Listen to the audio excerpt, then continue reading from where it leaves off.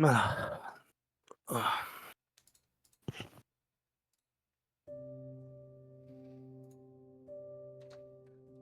Hello, and welcome to Distant Dungeons.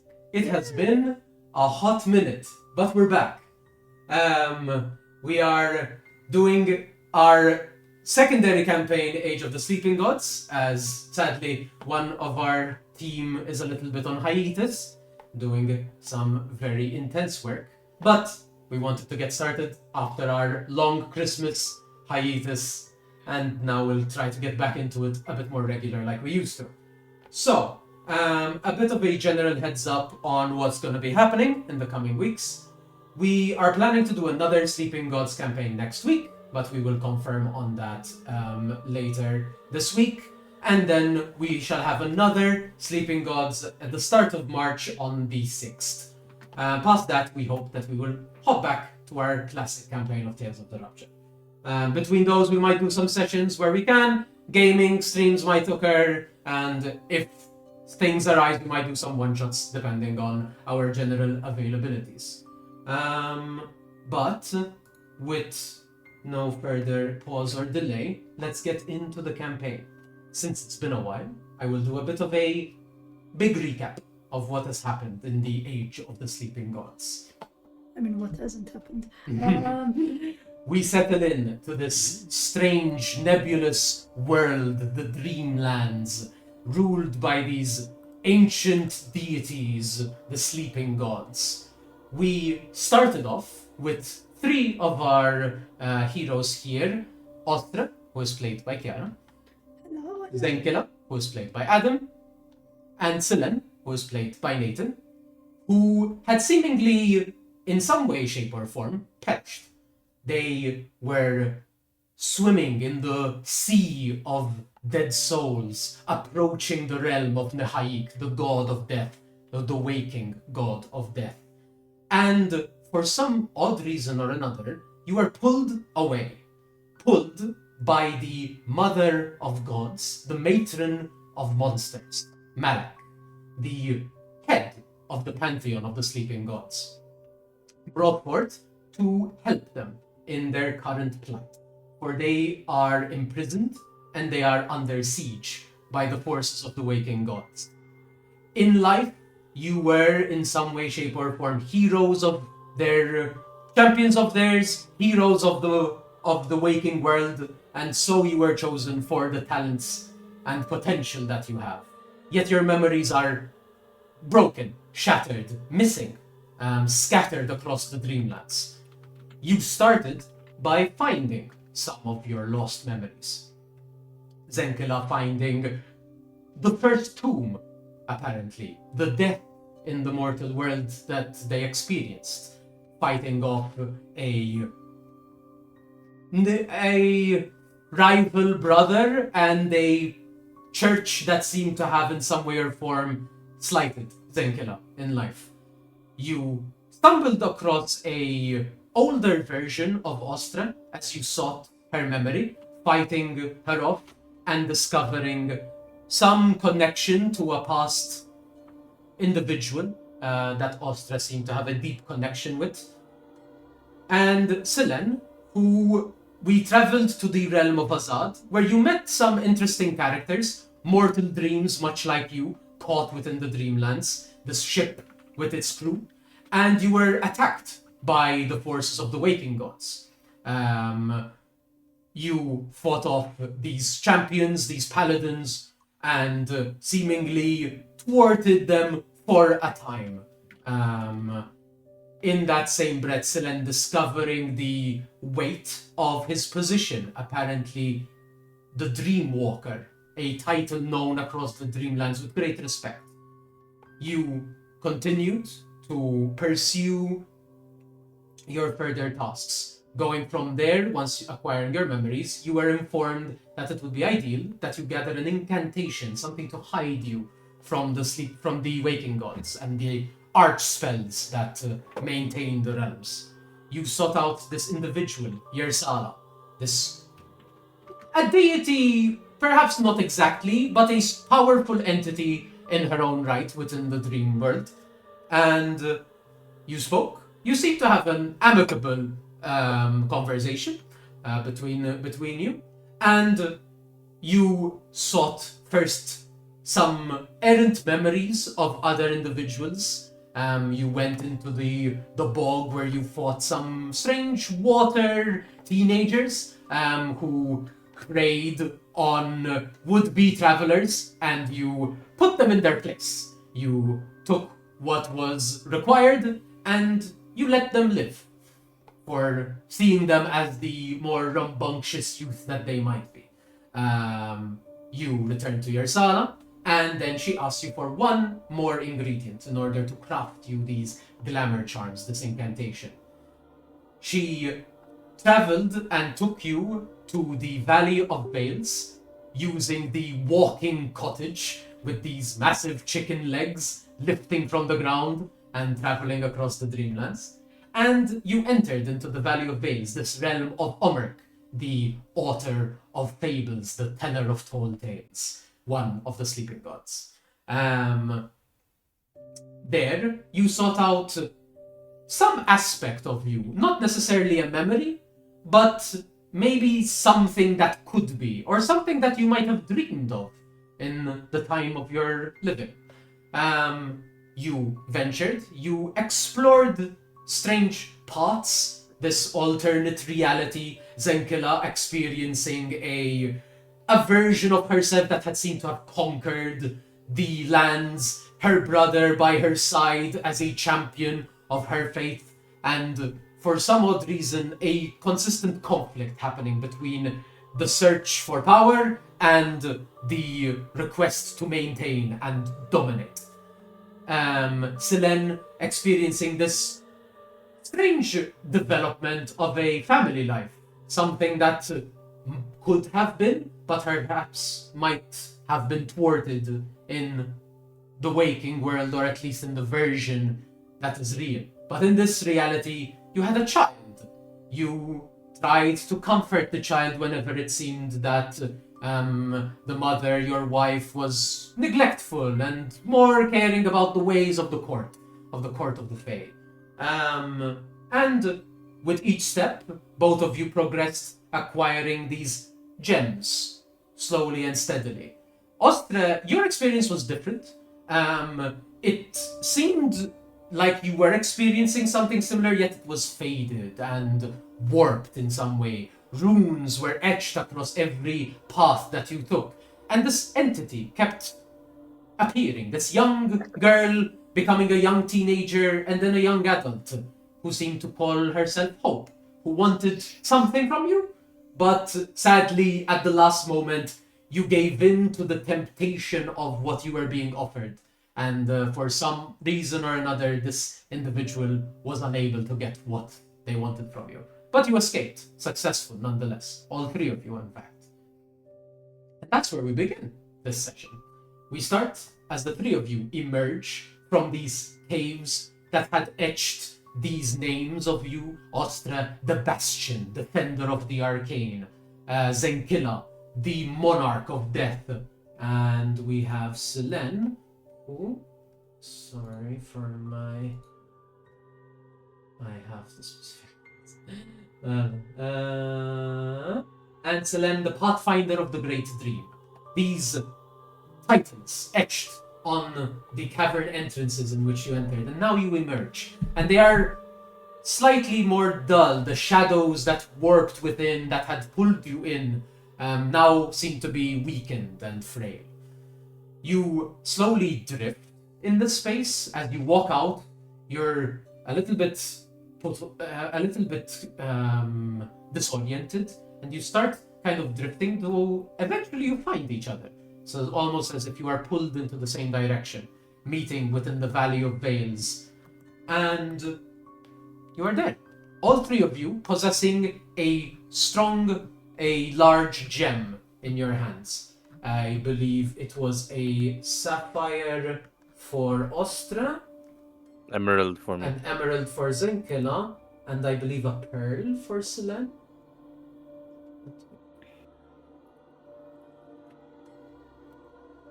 We have sapphire for Ostra, and where do I have Silence?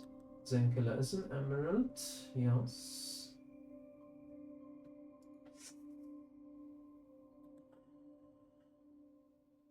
So many notes, so many words. Can we get... That was a black opal gem porcelain. Yes. And now you are gathered. You are here. Ostre, you do still feel this kind of bruising that happened as you emerged. These like chains that had wrapped around you when you were in this memory, this vision. And you still can see a bit of marking just below the wrist that remains. It doesn't leave any meaningful damage, but it is there. A mark, a bruise. Yeah. But you are all gathered here in this moment. I don't know if any of you wish to say or ask anything. I am going to, like, as Ostra like emerges, she looks at this other wrist, Mm-hmm. takes a moment, and she starts. Then, like, she's almost tempted to start, I don't want to make it too memey, but like hitting herself in the sense of like, Okay. I see. stupid, what's with me? Why does it have to be like this? It was strange, but there was some... The way Hope spoke to you, there was... I don't know you. Why does your name or the Lakaderov haunts me like this? Why is it like this? Why can't I be free of this? This You being... seem to have had a bad time. Yeah, you walk, you see Ostra seemingly frustrated, aggravated almost at this point. Zekila's just like twirling the. I don't know how big the emerald is, but if it's like. It's enough that you can like maybe toss it up and down in your it's hand. like It feels distinct. It feels very familiar, but also a bit strange. It's like it's something that's part of you, but it's not something that is real. If that makes any sense. She's playing with it like she's still talking, but you can see that she's not 100% into whatever is happening. She's just Fair thinking. Mm-hmm. Nice. How did you go, Selen? Enough. Looks at the gem. And like gives it like a once-two over as like, you all have something like this? Yes. And indeed, you all see each other's like it's a pretty big thing. You see this green. They all like have a faint glow to them. All three of them. It's not intensely bright, like barely a little bit of dim light, but it is noticeable. But yeah, they're very beautiful. The dagger, sir. The dagger of Haik. Yep. Does that have a gem at the hilt, or am I imagining that? It has a bit of a gem, yeah. It has like a small, like very green? tiny. No, it would be more of like it would be more of a dull gray, I think. Okay. Yeah. Trying to piece a connection, maybe, but no, you feel this is innate, something with you. This is something that's connected to you. Very specific. Like you, or each of you, you do feel. You do all feel that this is in some way or form connected to you specifically as individual.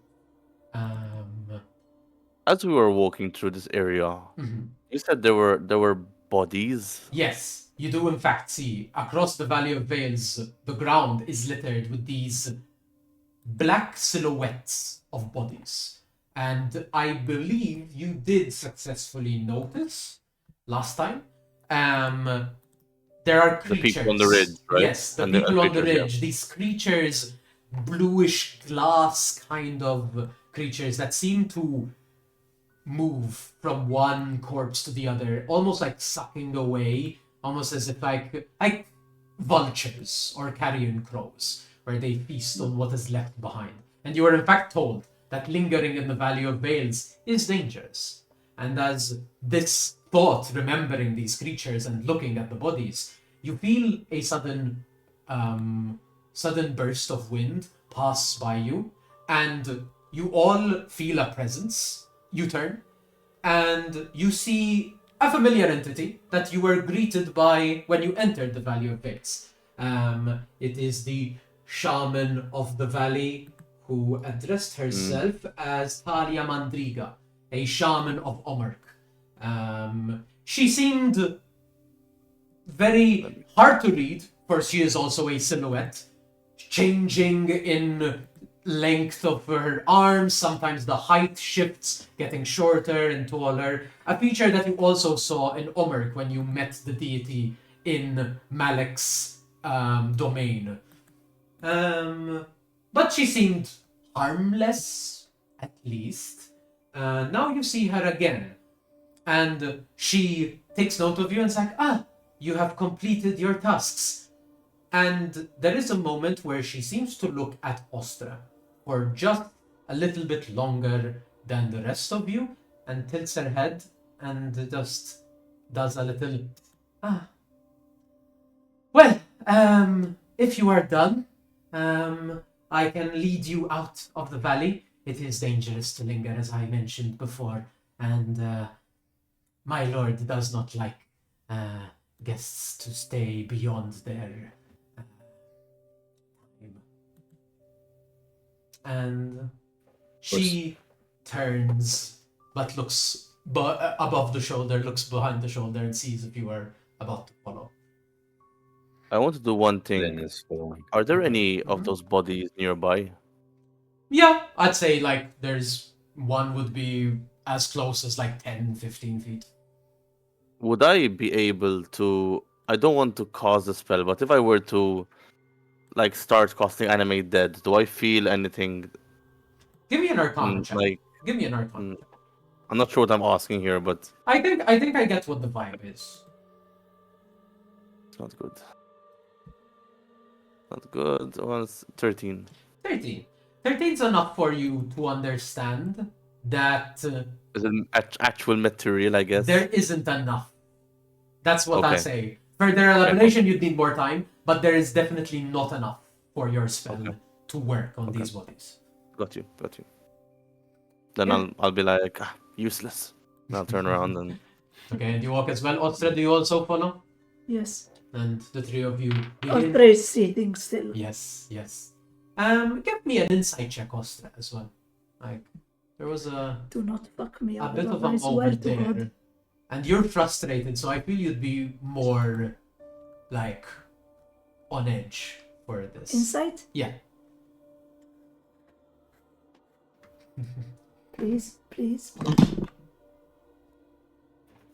15. 15.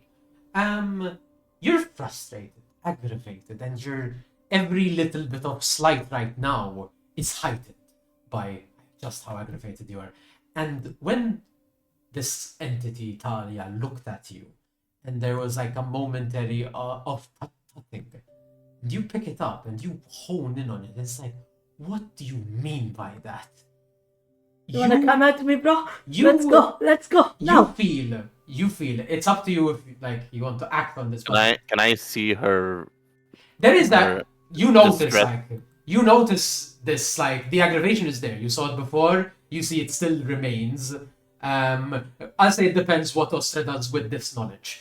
But you heard her tut-tut and sigh and look at you, and what the vibe you're getting right now, whatever you went through. There was hostility there.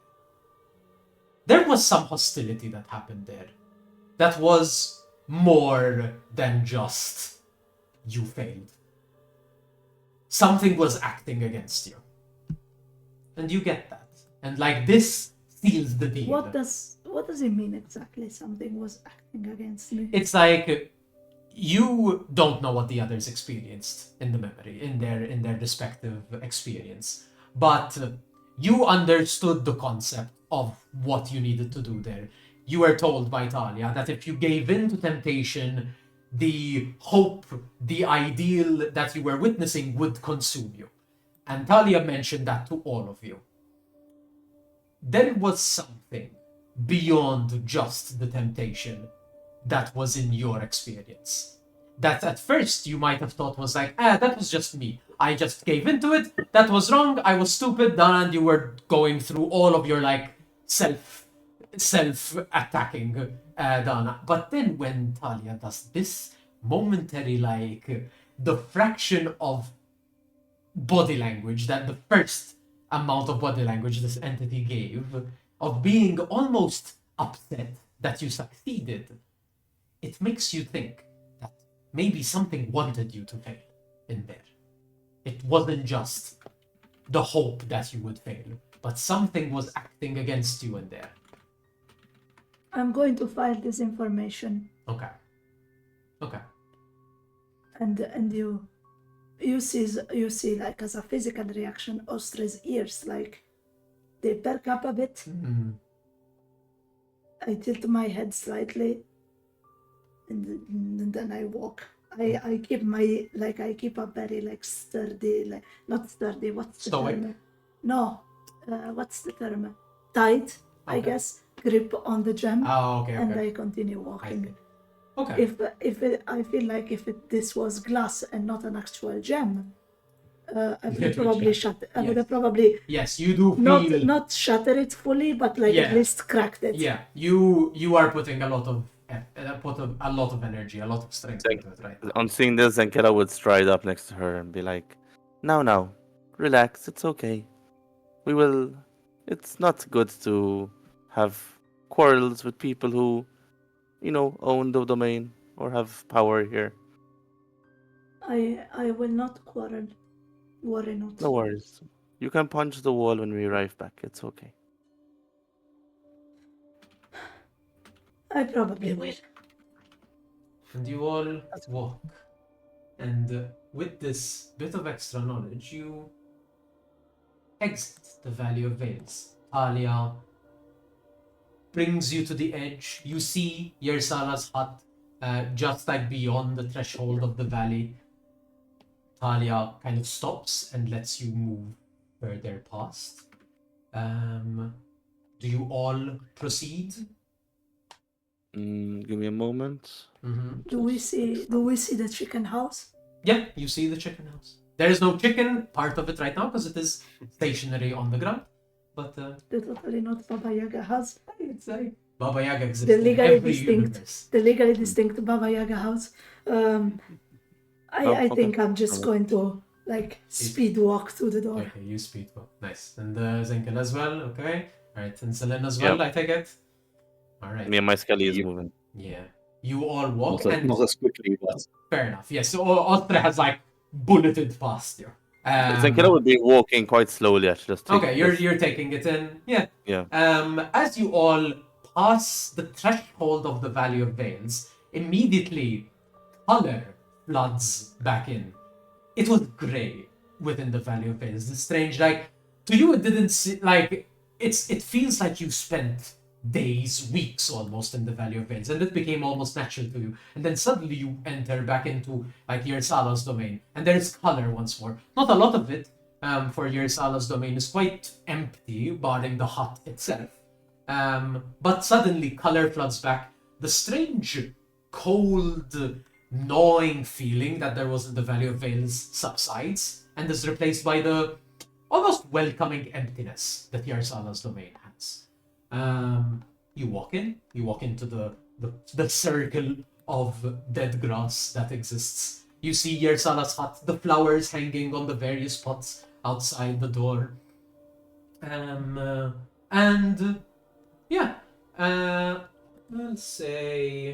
Let's say, yeah, Yersala does peek out the door and is like, good, you've arrived. Best we should not linger here. I will get us moving. Come in, it is safer. I march in without a We word. march in. Ears like bent backwards. Yeah. Like I am paved. Yeah. You walk in. I'm walking Yes. in, skeletons stay outside. Okay, yeah, the skeletons like hunker down on the outside. Yersala looks at you after seeing you like enter in a huff. Would you like some tea? Yes. I think she would please. rather a punching bag if you had one. Tea can work as well. I might be able to help if that is necessary, but I will start with the tea. Thank you. And she goes about making some. Let's go before I skewer a bitch. You all enter, the door closes behind you. Chairs move on their own to provide you with seating, and eventually you feel the ship of the hut pull up from the ground. You can just looking out of a window, you can see the chicken fingers just walk ahead and move as the hut begins to move. And it finds a more comfortable area within the Dreamlands, where it is not as assailed by unwanted energy. Bullshit. In the meanwhile, Yersala brings a big teapot, puts a cup for everyone, pours you a tea, Ostra pours some for you. Everyone else I would like some. pours some for everyone. Sits down. She sits, there's no chair, and then the chair slides forward to give her somewhere to sit as soon as I was like, plonks. I was about to be like, as I saw her going to sit, I was about to be like, careful, but then I saw the chair. Yeah, just immediately. Yes. The loving house to its owner. Oh, So you have successfully acquired, and looks. May I see? I drop. I almost throw her the stone. Like it Okay, skids you- across the table. Yes, you I'll- toss it down. And she grabs it as it's about to slide off the table. Okay. I'll mage hand it over. You mage hand it over to Selene. I hand it to her, just like, Selene takes it. She takes it out of Selene's I hand. wanted to be made clear that I'm not mad at her. I'm mad at Yersala everything. clearly knows that there is. I am mad at myself. I'm mad at the notion that maybe something was trying to fuck me over from the start. I'm mad at the fact that I can't let go of this question that it's burning in my brain, and I do not know why. Yeah. Yes. That is. And the Yersala just. There is clearly an understanding. You know she's not mad at you, for you being mad about the things you're mad at. She offered you tea. She notices your aggression with the gun and picks it up and looks at all three of them. Good. Very strong, very potent gems. Looks at all three of you. Looks at you, Oster, specifically. I understand perhaps where your frustration comes from, child. Don't linger on it too much. The Pantheon are a strange people. The Omurk in particular does not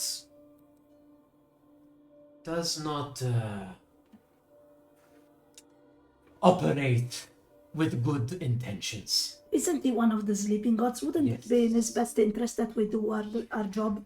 Why try to make us fail? Why make it so that it's so easy to fail? I think he takes in joy in spinning lies. They have it right.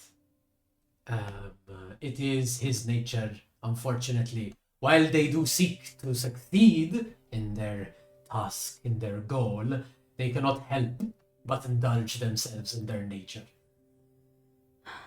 To be honest, I can't even be mad at them. I'm so mad at myself. I do not know why.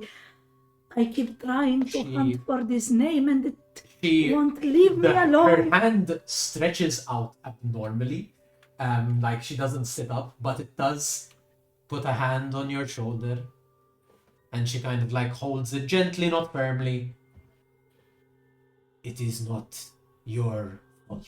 It is not yours to blame. The transition from life to the Dreamlands is a hard one. Memories are precious here. You will learn what you want to learn. It's just that I don't know why loving her, knowing that I loved her at some point should have been enough. Why is the hunt for a name? Love is perhaps the most dangerous emotion to have in this realm. It is the most powerful, which is why it is the most volatile. That's why I'm so powerful. I love my children. Love is strong. it will guide you, but it will take time. I know. I understand more than you might think. I'm, I'm Um, sorry. I'm sorry. I'm being. Drink, child. Take a deep breath and drink. Thank you. You were successful, and it is no small goal to return from the Valley of Veils alive and whole. And you brought potent veil gems. I will be able to craft the incantation in no more than a night's work. Once we find landfall, you may rest, and by the next day, they will be ready for you. And you continue to partake the tea.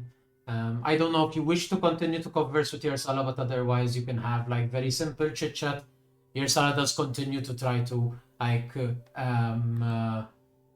to speak to you, Ostra, to maybe like help you get your mind off things. I don't know if it's something that would interest you, but she does like find some flowers and pulls your attention towards them, and she'll be like, I've had various clients over the years who come to me to seek aid in their struggles, and some leave behind these gifts, these offerings for the work that I do. Here, and she kind of like distracts you a little bit. I really appreciate what she's doing, and I listen. Yeah, and she tells stories of these, like, she speaks, since you talked about love, she speaks of people who lost loved ones, and she was asked to find them within the Dreamlands, and it's always a bit of a tragic story to go around, and she expresses why it is so. Love is such, like, this potent emotion. There are various emotions in the Dreamlands that are strong, and love is one of the highest. It is love, it is grief, it is life, and it is freedom.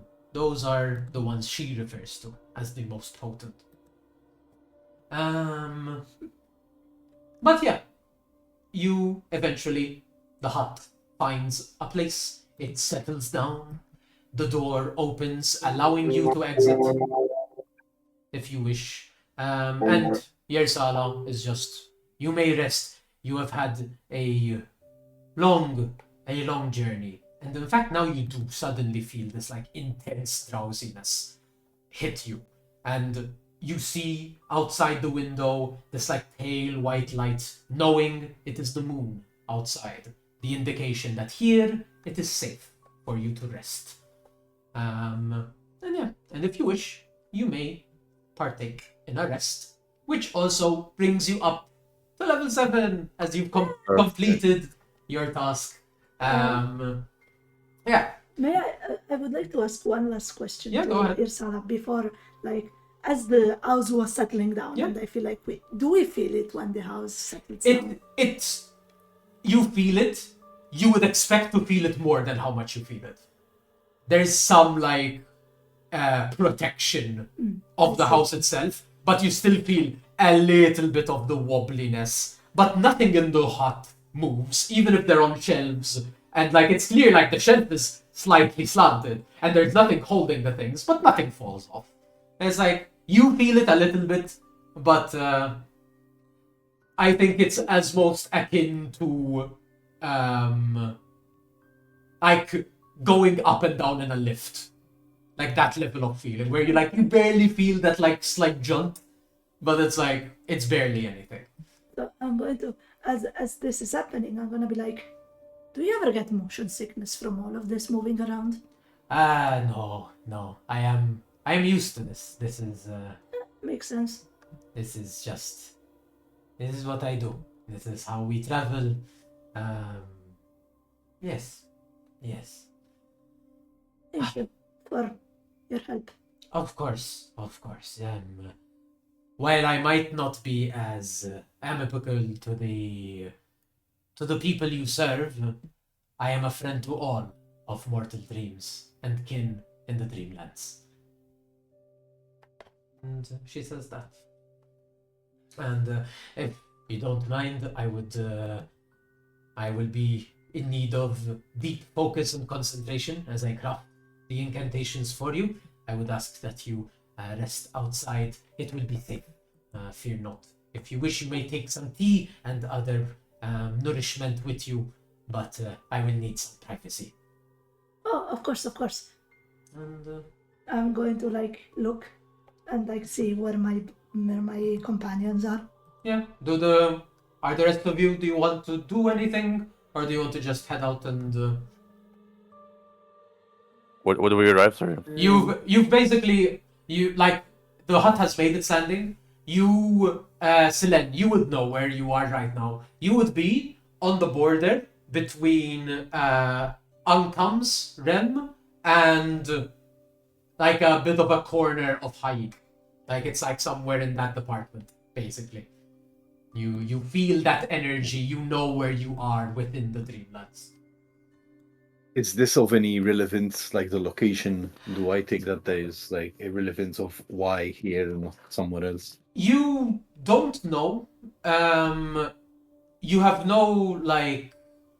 The best I would say. Give me an insight check.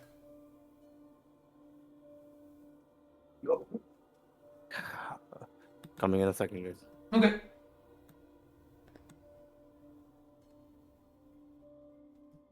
Yes.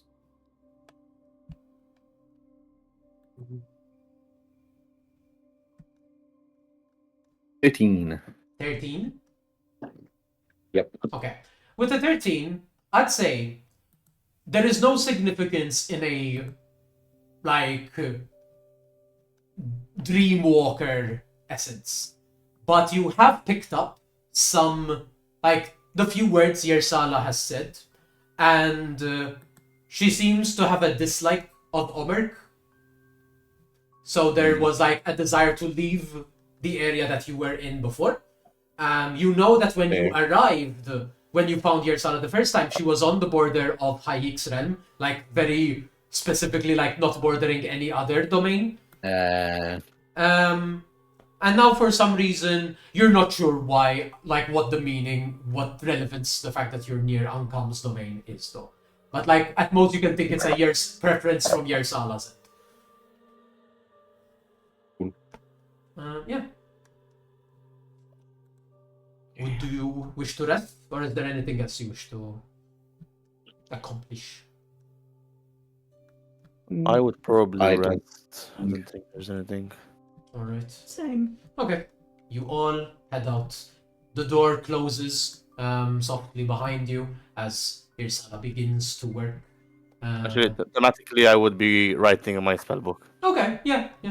You kind of like open, you're walking, you can easily like walk and write. It doesn't prevent you at all from doing that. And you head out. And the moon is glowing over the little glade area. And you begin to feel that intense drowsiness hitting harder and harder and needing to sleep. And you all find a comfortable position.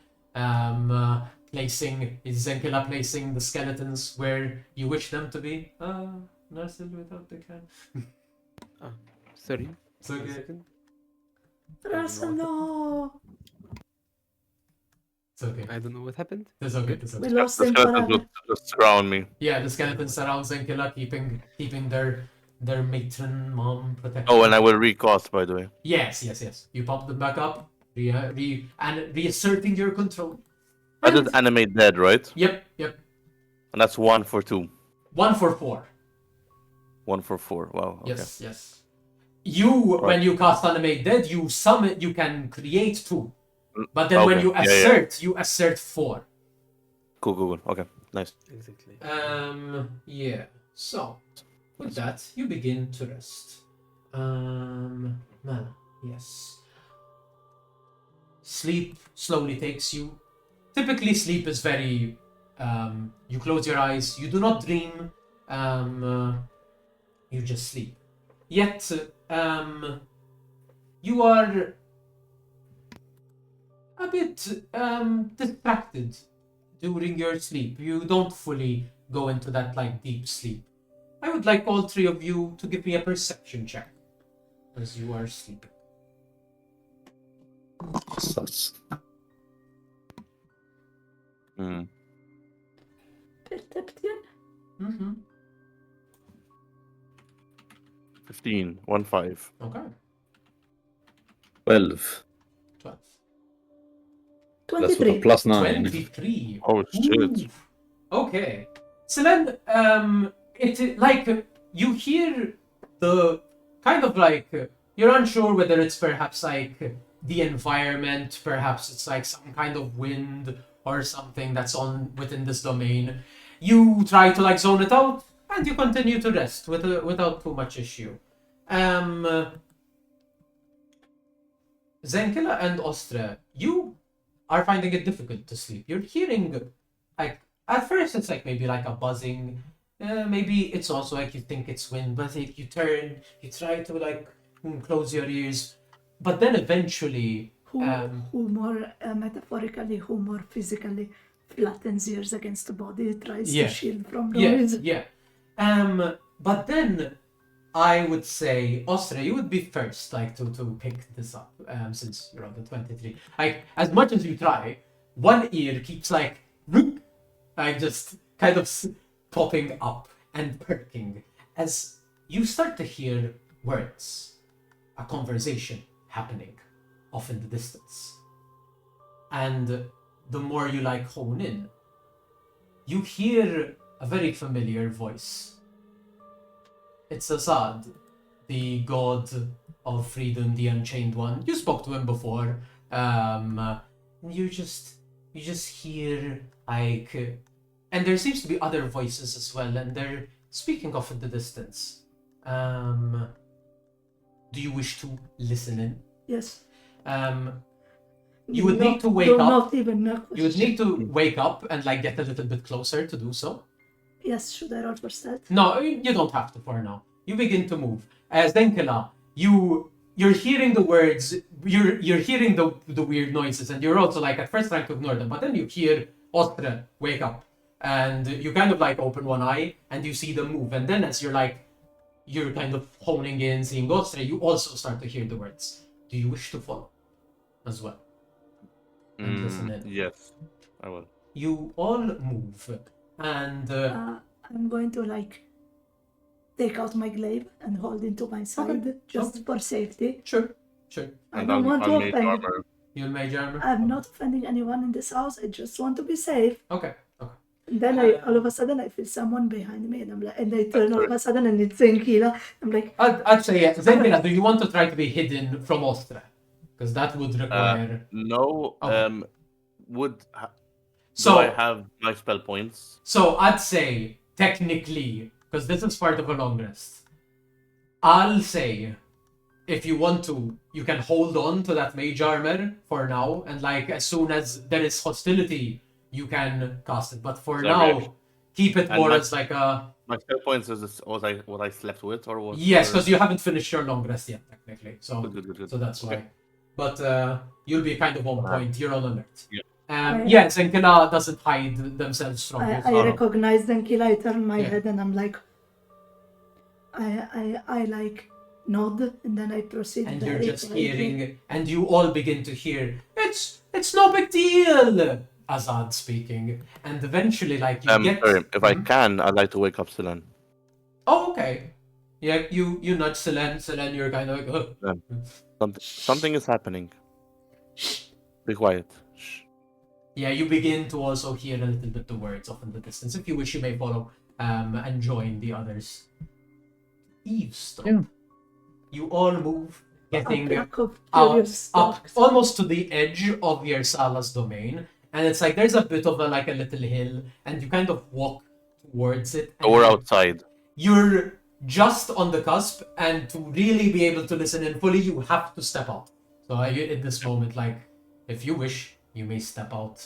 Just Okay. enough. You step out. Can I just Keep one. slightly bend forward and You like can try. I'll say you can try. You don't need to go too far away.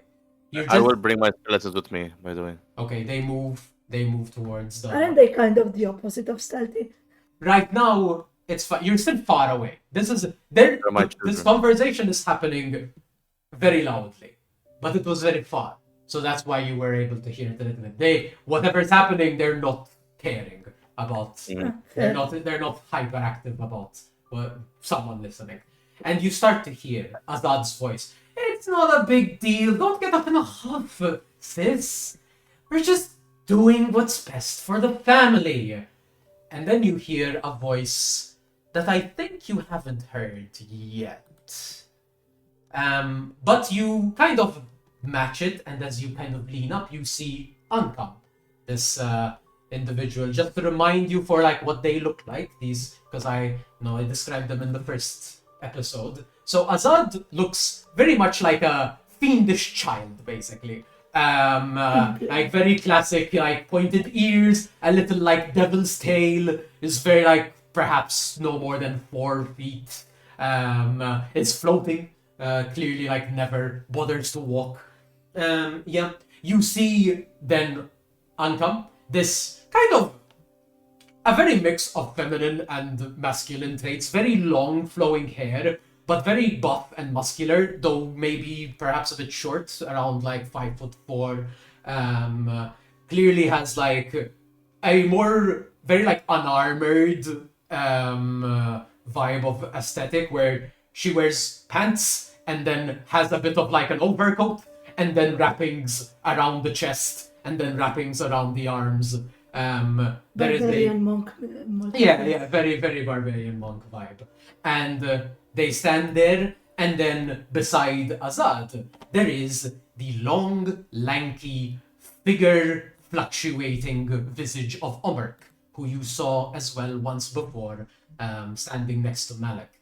This entity, strange, featureless, and also constant fluctuation of features. Sometimes looks more feminine, sometimes muscular, sometimes thin, sometimes fat, sometimes tall, sometimes short. Never ever falling into one category, always shifting, always moving.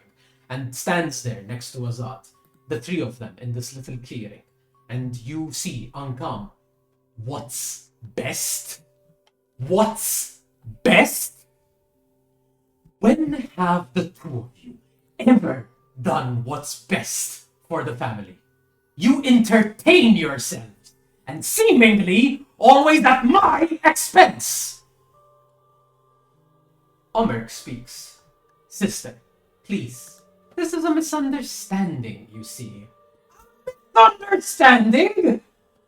You attacked my ward. I know the stink of the both of you when I see it. Mom said we had to work together. I thought this would be different. Yes, I was wrong. Azad. Alright, fine. Fine. We're sorry. Is that what you want to hear? We thought maybe if we used the Spellbreaker, we would be able to lure, she would have probably wanted that. Isn't that like her whole thing? Then Ankam moves into Azad like with intense speed, leaning down into his face. You were going to use Ostra as bait? You don't meddle in my domain! She points at Azad. This is so touching. You stick to your cheats and your chaos. And then points at Omerk. And you stick to your lies. When Ostra is ready to deal with her past, she will do so on her own terms. Omerk kind of takes a step back. I understand, sister. I overstepped. In the future, I will seek to discuss such matters with you when it encroaches in your domain. No discussion! Ankam just jumps at him. There's a pause. They all kind of stay silent. Ankam starts pacing. And then turns. We're done. At my base. And if I catch a whiff of you, either of you, in my domain, I will get Mom involved. And they all disperse. Question, I'm assuming that Mom is Malik. Reasonable assumption. Actually, I would like all 3 of you, since you're around, to give me a stealth check in this moment. Oof. Oof. Oof. 7. Okay. My Skellies as well. Nah, it's fine. There's unless you really wanted them to be like looking at this, No, no, no. then no. That's 17. 19. nice. Okay. I'd say, Ostra, as you are listening in and kind of like, you hear your name, you're more like keen and you're looking. Right before they all vanished, you did see Ankam like drift her vision in your direction before dispersing as well. And I don't know if it's like something that I am allowed to do. Sure. But since I listened to this and I heard her defend me to her siblings, I'm going to be like give her a light nod of like thank you. Okay. You nod, and she disperses in that moment. You feel there is an acknowledgement that didn't happen physically, but you feel it, and that's say this is like ties into and you then you see- attuning your piety to. And then I'm going to like stumble back and I'm going to be like, I think they saw me. I think Ankam saw me. I do not think they are too mad. If I Yeah. get smited, bury me somewhere nice. Look, as long as the ones that fucked with you didn't see you, it's okay. Gods are weird, finicky creatures. I would Keep never it- want to keep it- test my luck. Keep it in your mind to fuck with them in the future. And you get to listen to that interaction happen. This was so touching. Ali might be asleep, so I'm gonna head back inside. Yeah, you all Mood. feel that like the drowsiness, like you listened in, there was that adrenaline rush of like hearing this conversation get to such like extent of drama, hearing these deities speak amongst themselves. They're like just like a squabbling group of family members. As they should be.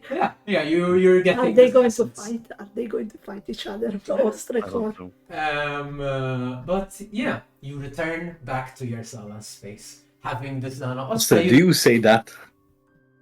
If they fight, like the. Do you say that out loud, or are you just like thinking it?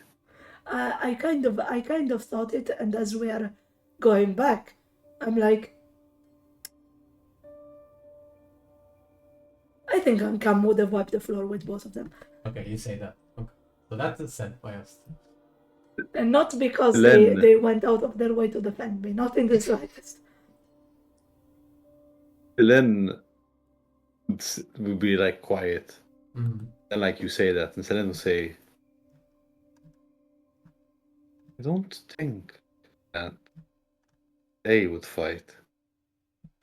It probably get us fight for them." You're right. It's just It's a good thing Hayuka in there then. Neutral party. I'm Switzerland. Lovely. But you have that bit of interaction between you guys as well. But you return. I'll be the referee if you want. You continue to rest. And then eventually, the new day comes, the moon passes, and you awake. And as you awake and kind of like, you put on your gear, more like you get more into your gear than you usually are in, kind of get comfortable.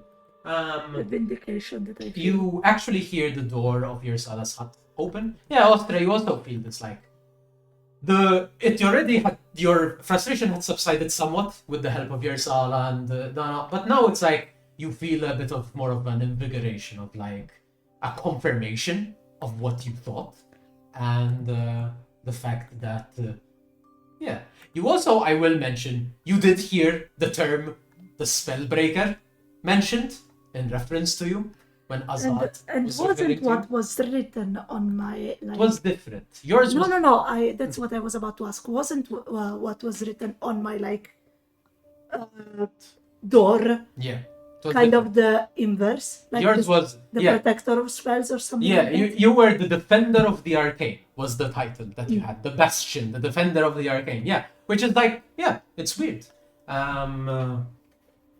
Yeah, but you awake. The door of your That's Sala's great. hut opens. Yeah, Who was defending Austria? Was it Ankam? Ankam.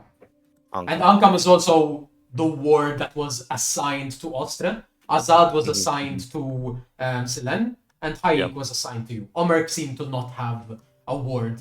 There Yep. wasn't someone Who there. wants to be a word of someone like Yeah, that? I would be. Yeah, wouldn't be very good. I think. Yeah. But Never sure if you're being lied to by your own godly patron would be so fucking stressful, bro. It is strange, it seems. Even you met an entity that seems to follow Omeric's path, Talia, and I'd say she gave off a bit of a weird vibe. I would say. Wasn't the friendliest. Yeah. It's like she tried to be friendly, but it always felt like you can't know for sure. Yeah, but day comes, Yersalat hut opens, and Yersala comes out, and she seems to be kind of carrying something, carrying a bundle in her hands, and she's like, "Are you all awake? They Nope. are done. The Nope, incantation." I died and you're talking to my spirit. Interesting. I will make sure to summon your spirit and then I can discuss this. I stick Funny. out my tongue a little bit, just being a little bit. And she just smiles like a grandmotherly smile of like, ah, very fun. She's like, I have completed the task. In their natural state, they look like this, and they are like beautiful looking scarves. As they are. Since I used the mantles that you provided, they take this form. However, once you attune to them, they will take the form you wish them to take. They will be able to protect you from any scrying eyes, even creatures that are able to recognize scent. These will allow you to shift form. You will be constantly not always the same. You might present yourselves to one person one way and present to the others the other way. You may shift it accordingly as need be, and should you wish, if there are those you trust, you may show your true selves to them, so they know who you are when you present yourselves to them. It is how the incantation works. But yes, my deal is done. Should you need any other assistance, I am always here to exchange services as is necessary. And she hands each of you, and in fact, the coloration of the fabric is akin to the gem that you provided. So Ostra's, yours is like a translucently beautiful blue. Zenkila's is more of a deep green, and yours, Len, is more of like a kind of almost a starry black night kind of vibe. Yeah. But as she said, it will shift its form accordingly. Should you wish them to be jewelry, any other piece of clothing, it can work as you see fit. And yeah, she provides these to you. Excellent. And then you see Yersala kind of look past you and kind of tilts her head. It seems like the next step in your journey has arrived. And you kind of turn to look in the direction of where Yersala's looking, and you see Ankam standing right outside the barrier of Yersala's domain. And she stands there, kind of hands crossed, looking, kind of waiting. Does she look peed off? No. Okay. I guess, Ankam's resting face is very, Rest in pissed off face. Ankam Yes. has the boy, like the devil boy. No, that's Azad. That's Azad. No, Okay, Jesus, okay. So Ankam is more of like a feminine barbarian monkey type. barbarian. Okay. Yeah. We have a beautiful document. Yep. out of curiosity, Mhm. when the conversation was happening, Mhm. were they in their respective domains? No. This was in that particular area. It would have been in Ankam's domain. The conversation. Okay. It would have been happening there. Yeah. And in fact, where Ankam is standing is her domain. And now you're more inclined to understand why, perhaps, you were here. Hmm. Why you were in this particular space when you landed. And Yersala just looks at you. Should you wish to seek me, looks at you, Silen. You will know where to find me, should you need. But I think she is expecting you. And she kind of like looks at Ankam and gives a kind of like a bit of a nod. Ankam looks at her, gives a nod back, and Yersala turns and walks back into her hut. Before she leaves, Mm-hmm. I want to go. Dear Salah, this has been a great journey with you. Thank you. I have learned so much. I'm glad. May I hug you? She kind of leans a little bit in, a gentle pet on the shoulder. There you go. That's it. I feel like I'm right at home. You Okay. know, it is weird. Of all the gods, Haiks have always been a little bit more pleasant. I appreciate the energy you bring, Miss Thank you. Angela. Thank you. Appreciate it. My And children also had fun, and if you're looking for like babysitting services, maybe you're getting into that job in the future, let me know. I will keep it in mind. Thank you. And she walks off. I'm going to also thank her. She acknowledges, and whenever you need, you are always welcome. All three of you. And yeah, Nods politely. do you wish to approach Ankam? Yes, I Yeah, feel like I'll I'm going I'll to. skip. I'm skipping my way Yeah, there. And my you- skeletons are also skipping. Okay, lovely. They follow their summoner's pattern. You I step feel like out of Yersala's domain, and with that, you hear the shifting, and now you hear it a lot louder being on the outside. This rumbling of the earth shifts. You see the chicken legs reach about 40, 50 feet into the air as it turns.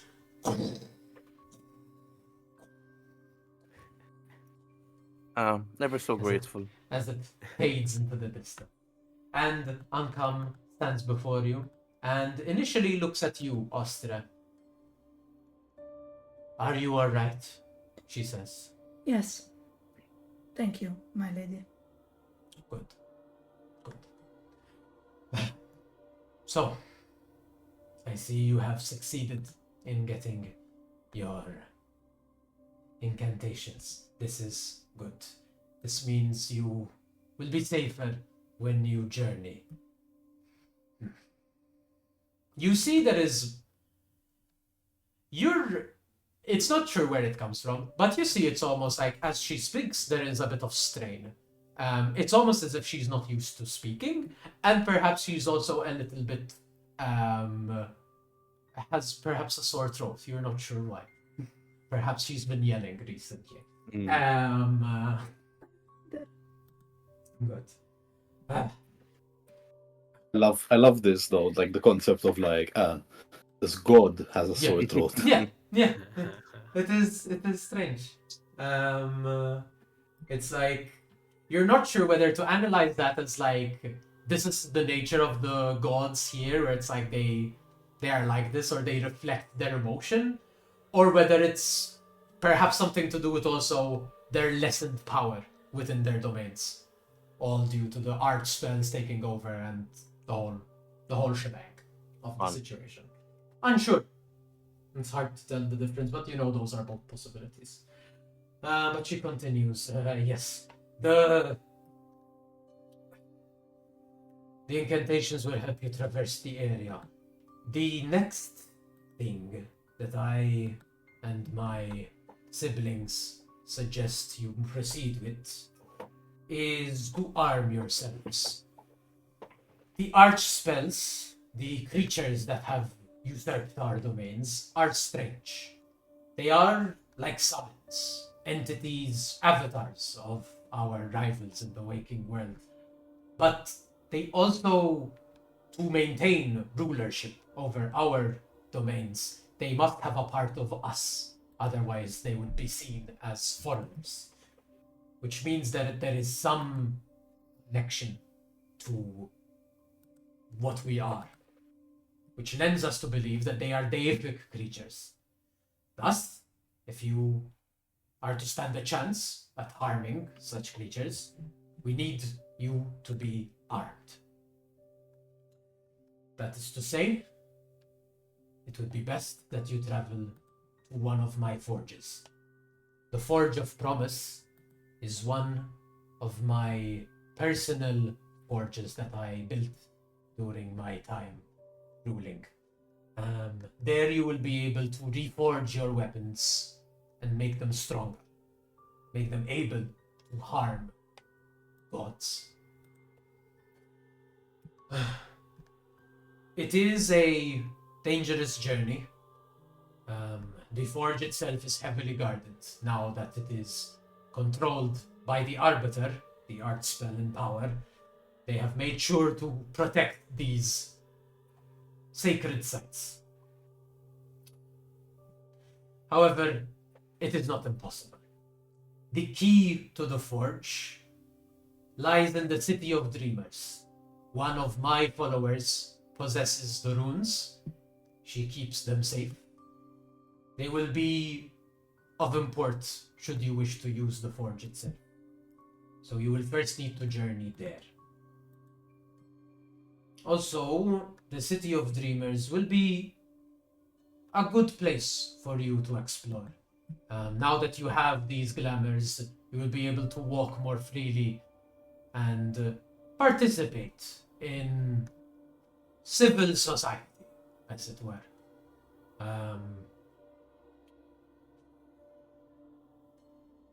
Here. And she pulls out 3 pouches, pulls out a pouch, hands one to Ostra, one to Zenkila, and one to Selen. You feel a little bit of coinage jingling in the pouch. And that should be enough to give you either arm yourselves with traveling gear and equipment, or should you prefer, perhaps invest them in more potent relics and items of arcane power. If any of you wish to look in, you see 4 very strange shaped coins, like some of the, like yours, Ostra, would be more like jagged, like these jagged, almost star-shaped coins. On all of your coins, on one face, you see the symbol of Malak. That's like, sort of like a orb with kind of tendrils leaching outwards and extending out from the blackish orb. And on the other side, on Zenkila's, you see Haik symbol. On Ostra's, you see Ankams. And on Silence, you see Azats. And they seem to be these meaningful coins. Very strange. These are very expensive coins. Be sure to use them wisely. Many in the city will seek your patronage. Just be wary. Yes. Once you're in the city, you will wish to seek out the Lady Calva, my follower. She is a forge mistress. She once used the Forge of Promise and maintained it while I had control there. She keeps the runes safe, and she will explain to you how to use the forge and give you more details. Yes. Now I understand, Dreamwalker, you will find it easy to find the City of Dreams, as well as my forge. I have been made aware that you have unlocked your potential in that department. However, I do fear that what you might not be able to navigate is the social hierarchy and the various communities in the area and the City of Dreamers. So I would like to introduce you to a more one of my most reliable agents and servants. Russell, would you like to describe your character as you kind of walk, almost like apparate from nothing and like almost manifest and you kind of like stumble in, and yeah, you may describe your character. I'm sorry, what is? Perfect. Yes. You see a towering creature, fair here and there. This matte brown fair, and next to him there's this Shire large horse. And as the light sort of hits him better, you do see he has this large monobrow that extends beyond his face. He is a bugbear. He has That's what he he has he has some battle-worn armor, dents, scratches, etc. Seems to be used. A tattered cloak that sort of drifts behind him, and in his hand, firmly, there's a glaive which emanates this soft glow. And yeah, beneath his heavy brow, you see piercing, beady black eyes, and you see a toothy smile that extends quite widely, and a chipped fang, and he looks towards you. Ah, hello. This is Sir Onslaught. Yes, Onslaught. Yes, Onslaught. for Onslaught for you. Yes. He is a reliable agent of mine. He is a mortal. Mistress. One of the few that is still able to manifest themselves in the Dreamlands. He does great work for me, and he is a recurring visitor of the City of Dreamers. He will be able to guide you there and show you the ropes, as it were. Can I leave my ward and my siblings' ward in your hands? Leave it to me, Mistress of Defiance. Yes. Perfect. I bid you all adieu, unless you wish to ask anything before I must depart. There, my efforts are needed elsewhere. See. No. Leave them to me, Mistress. Right. I'll take care of them. Excellent. You are in good hands. Good luck. And she kind of walks, and as she walks, turns to dust within the area. And Question for the DM. yep.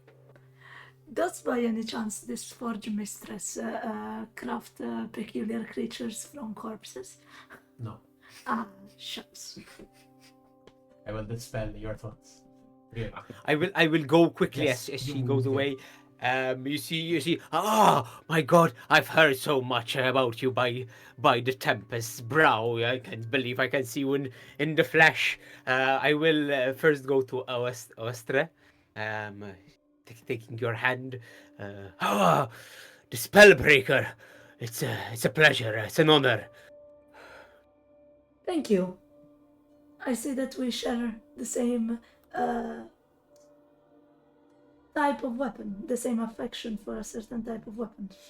You inspired me. You see, it Inspired has you, served me well.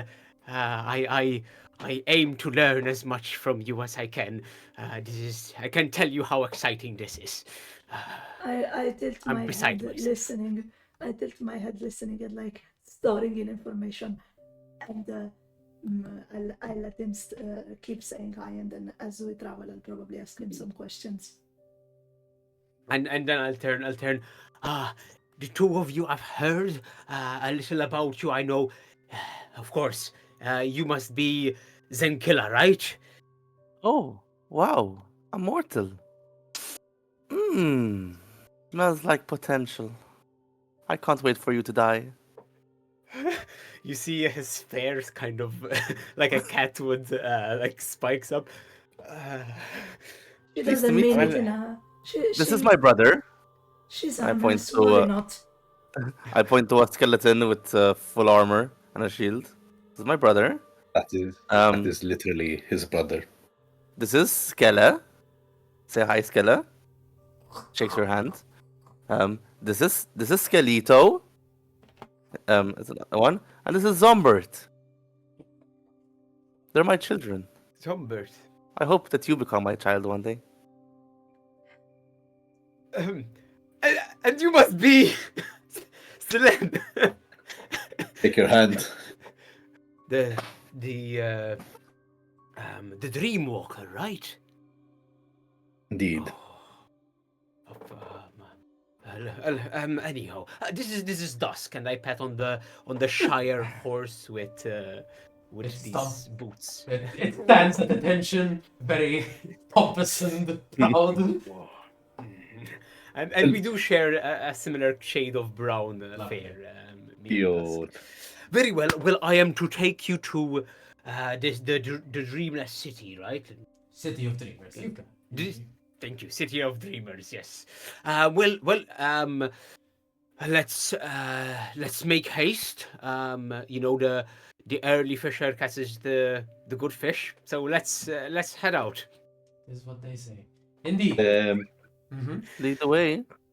Good. before like Celine does anything, he will ask Onslaught Yes. if Celine may pet Dusk. Oh, please. Would you like to ride? No, I could not. Please. It would be Dusk's honor. It's like That's already like the he's le- down, ready to receive a ride. Celine like politely checks the undercarriage to assess if it's a boy or a girl. It is a Rest of it. boy. There you go. Good boy, good boy. There you go. Yeah, if Onslaught is fine, Celine Yes. will mount the horse. Dusk takes you on, Just- lifts up into position. Just out of personal curiosity, your name is Onslaught as in the word onslaught or written I somewhere? think it's It on is a indeed. lot. But I was knighted recently, so I became Sir Onslaught. Oh, you were knighted recently. Yes. Oh, I have. My brother was a knight once. Oh, the In fact, Not sure how to feel about this. Onslaught, you are seeing how Zenkilla lives up to the story. Yes, exactly. I'm remembering the stories, and The vibe is clearly there. I don't know how to react to this. And you see a confusion on his face. It's okay. We'll learn to know each other well. Lovely. please do not terrorize our guide just yet, Zinkila. Just being friendly. Having a big, strong man like him taking care of us. No, we have to treat him with respect. Immediately takes a turn. I roll my eyes so hard that they may or may not like get stuck in my skull at some point. My monobrow just does a waves. Lovely. Yes, you may all begin to. Essentially, the vibe of this travel is strange. You, Onslaught, have a way of traveling to areas that you know, but it is a little bit difficult for you usually. Selene, you know how to get to the City of Dreamers. You are like, you open your mind's eye to where the paths are. You can see the intent of where Sir Onslaught wishes to move, and he's kind of doing something, kind of replicating what you do in a way, where it's like you do this very naturally. And someone like Onslaught and people of the denizens here have to do a lot more of like a strenuous activity to kind of make sure they find the right path and then stick to it. You kind of, the path paves its way for you. Like it builds itself for you. So it's like you see Onslaught begin to like prepare himself to like travel, and if you wish, you may step in to like ease this process. Yeah, I can grab him by the shoulders, like, okay, let me. Oh, I've heard. Oh, yes, of course. Dreamwalker. And yeah, at this point, Selene kind of like takes a deep breath in. Yeah. And as you take a deep breath and focus, your will kind of shifts into Dusk, who you are currently riding, this mount. And as the steps, as the horse begins to move step after step, this like paved cobbled road begins to build in front of you as it starts to. as it starts to properly build, and off in the distance, you can begin to see the frame of a cityscape off in the distance. And to you, Onslaught, it's like, it takes you about an hour to like lay the land, make sure you're on the right path, not accidentally moving it to some other domain. You have no idea where it is. And typically it would like maybe take you a week to go from one location to the other. When you appear into the Dreamlands, you're not always appear where you need to be necessarily. So it's a little bit of like a hectic thing. But this is like, oh, wow. Wow. It's there it is. That's the stories are true. Just like the tide. Okay. He's very talented. And you begin Wow. you may begin to all move towards As we walk. That's Yes. handy. Mm-hmm. Selen, go for it. Do the thing. DM. Mhm. So just to confirm, Mm-hmm. what are the three of us so considered as? You are mortal dreams. Okay. So what that means is you are restricted to the Dreamlands. You are mortal in the sense you can die within the Dreamlands. But you are locked as dreams. You are in fact dreams, technically. What Onslaught seems to be, and you would be able to tell, Selen, as you understand like the nature of the Dreamlands themselves. You understand that Onslaught is a dream. So essentially what a dream is, rather than a mortal dream, he is a mortal's dream. His mortal self is asleep in the waking world and has manifested in the Dreamlands. And it's like, so He has apparently... a part-time job, basically. So basically, yeah, the vibe is like when whoever Onslaught is in the waking world goes to sleep, his dream self is this character, this individual who's built a life in the Dreamlands, and it's like, and you know, time is very wibbly wobbly in the Dreamlands, and even from your perspective, Onslaught, you're unsure how much time passes between when you manifest in the Dreamlands. Okay. But for all intents and purposes, the way you know this works, you could reasonably have spent just like 5 hours of sleep, and in the Dreamlands you've done 10 years of work. Of like, you've done this, you've done that, you've traveled, you've moved, and then eventually you feel, much like the drowsiness that I explained to the rest of the party earlier, you feel the drowsiness as Onslaught, and you wake up. Just Onslaught de-manifests within the Dreamlands, and you are back in the waking world. That's whoever you might be. You might be the same individual there as you are here. You might be a completely different character, and this is like the dream that you live. It's like... But Selen would understand this would I- fundamentally. Like, you don't know what he Okay. is in the mortal, in Yeah, the waking yeah, world, yeah. but you understand Yeah. that he is this. Uh-huh. And would I know if is technically immortal, or if he dies, So, he You cannot know- reappear? you know that if he dies, he would wake up. He would just wake up. He wouldn't And- die here. Yeah. And if the dreamer goes back to sleep, would he re-manifest? Or am I lost? Wait, if the dreamer goes to sleep, what do you mean? So He goes Onslaught back to sleep. perishes. Mm. Is the person who No, the person He just is. wakes up, probably. You were told of something Yeah. similar of this. Remember when you fought the waking gods, people on the ship with the crew? Yeah, Remember they they take me told back. you like, hey, you've caused them a great delay, but they will return. They were probably Yeah, also yeah. mortals who were dreaming and manifesting in the Dreamlands. Once you killed them, they wake up, and potentially they may reawaken in the Dreamlands like 50 years later. So that's why you might have delayed them to a point where it's like this person might not operate Yeah. in time to stop you. Yeah. It depends. Ah, It's very fluctuating. What you know, Onslaught, is that there are very few like you who serve the sleeping gods. Okay. But you know that you are a strong dreamer, Mhm. like an abnormally strong deep- dreamer. Okay. You don't know what this technically means because you don't really like.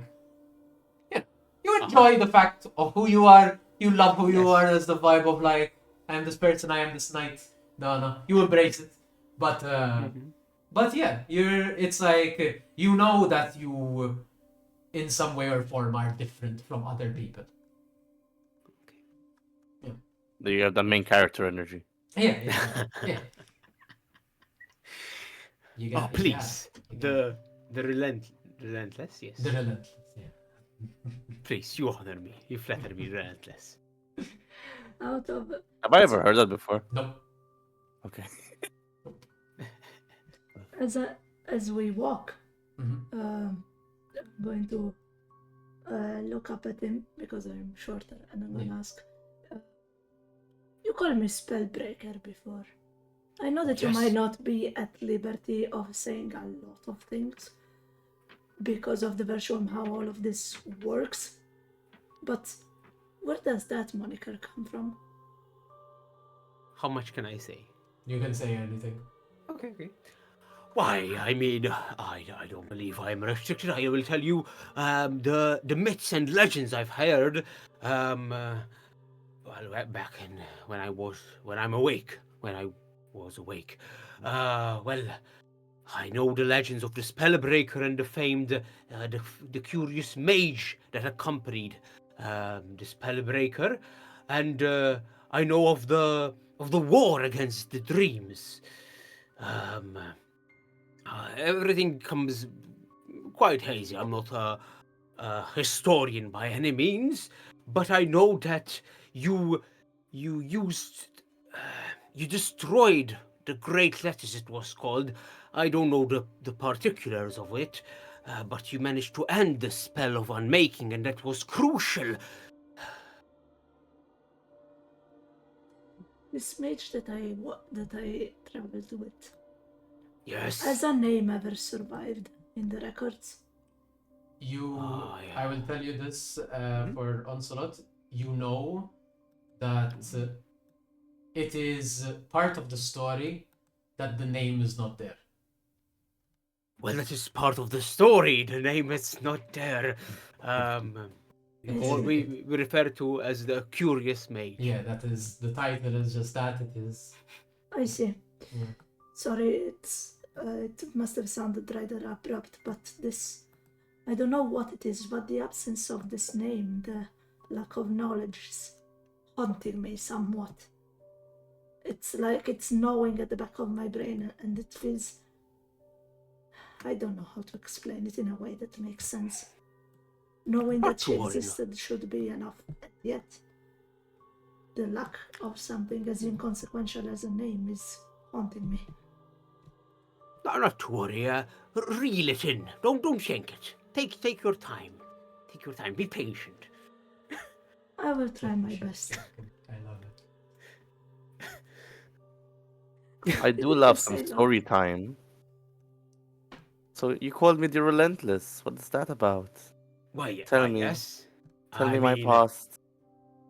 I've heard so much about you, and you more than live to the story. All the good things, I hope. I was not sure the extent to believe, but you're mostly known as a ghost story. Ooh. I wasn't sure it was actually real. They say so many things. Your manipulation of the forces of undead, how you mustered these armies under Hayek, against the Church of Nahayek. Yes. To give you the context for that, Russell, Hayek Uh-huh. and Nihayek are like the polar opposites of each other. That's why their names are so similar. Good. One is like Nihayek is the god of death and Mhm. protects the nature of death and respects it, and Hayek is like all life is perfect. even necromantic like. It's all beautiful. And of course, the Relentless, why you got your nickname, I suppose, is the first and second war of the Relentless, where you were captured, executed, came back to life. You waged the second war. So much blood, so much things going on. That is what I know of. The stories that I know of. Sounds But like it a was, fun time. It was. I mean, the second war was what caused the waking world to become divided, and well, the nations now exist because of the second war. So you, I mean, I A thought it was hero. more of a figurative thing, but you are stuff of legends, dreams. Okay, stop flattering me. You're so... My God, don't just flirting. We just met. I mumbles. This is consider from like to give you context for the real world. This is the equivalent of like not the equivalent of us randos, but like someone of our time suddenly meeting like Alexander the Great. Kind of Yeah, vibe. that's what I meant. That's like this is the extent of what's happening right now. And Alexander the Great is flirting with you.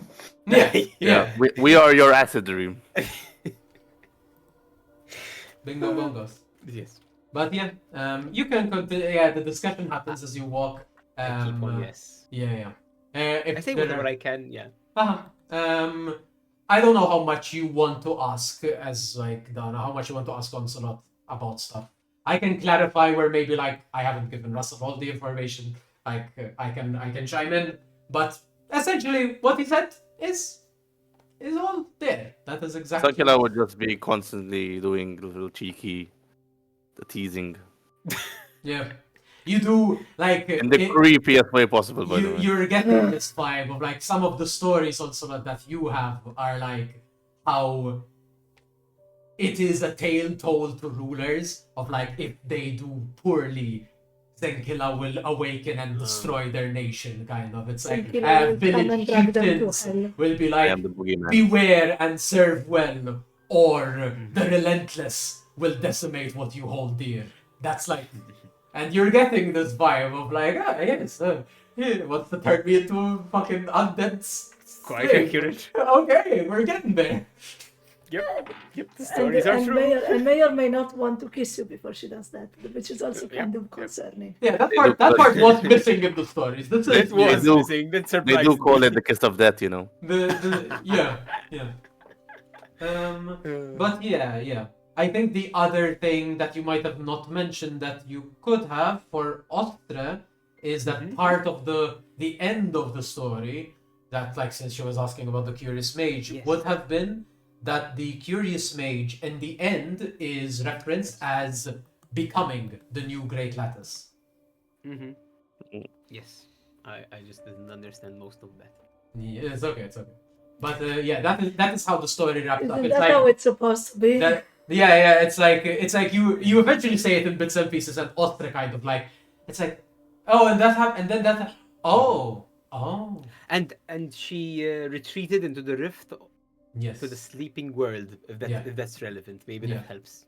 Any fun stories about our friend Selen here? Oh, Selen. Well, not as that extensive. I know that you have. I was recently informed of your becoming a dream, the most recent dream walker. I know that. Well, you. I don't know how much of this. Did You- you not know any of this? you from Onslaught's perspective, you can say whatever. You are not like hindered by any way. But yeah, you can continue. But I just want, because this is something the others have been told before. The deities have not been able to tell them about their pasts, but that is something they are restricted to do. You are not restricted by the rules of deity. and also you are mortal. You and also can say other iterations whatever of the us fuck you cannot. want. And also other iterations of us cannot tell us. Yeah, apparently. Yeah. So that's why I was concerned Yeah. about. No, but We the just use thing. an onslaught in our life. Yeah, he just He is his own person. He is free to tell you what he knows. Well, I know of your, well, your assassination. As in, you assassinated the matron of the Court of Autumn.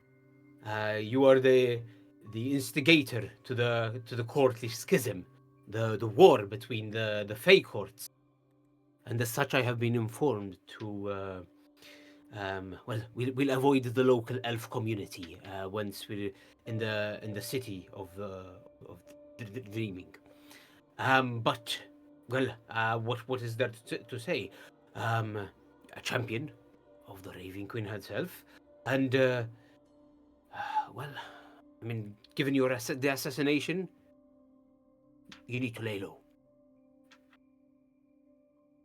We have these fun Noted. little thingies though, which hide us. You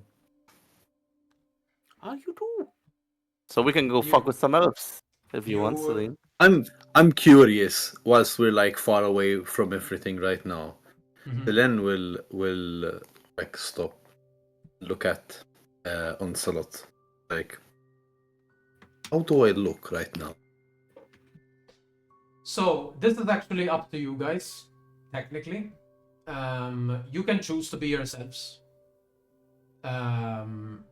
At this moment, I'd say like I would say that reasonably you haven't quite like gotten in the hang of it, so you are yourselves. But as you walk, you can understand the nature of the Mhm. glamour, and practically the way this works is you can look like some random like person technically.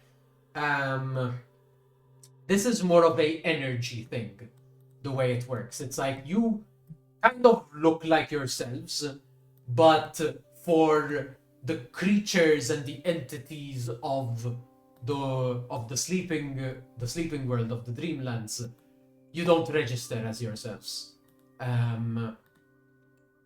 You might struggle with certain creatures that are a little bit more either potent or maybe that are a little bit more.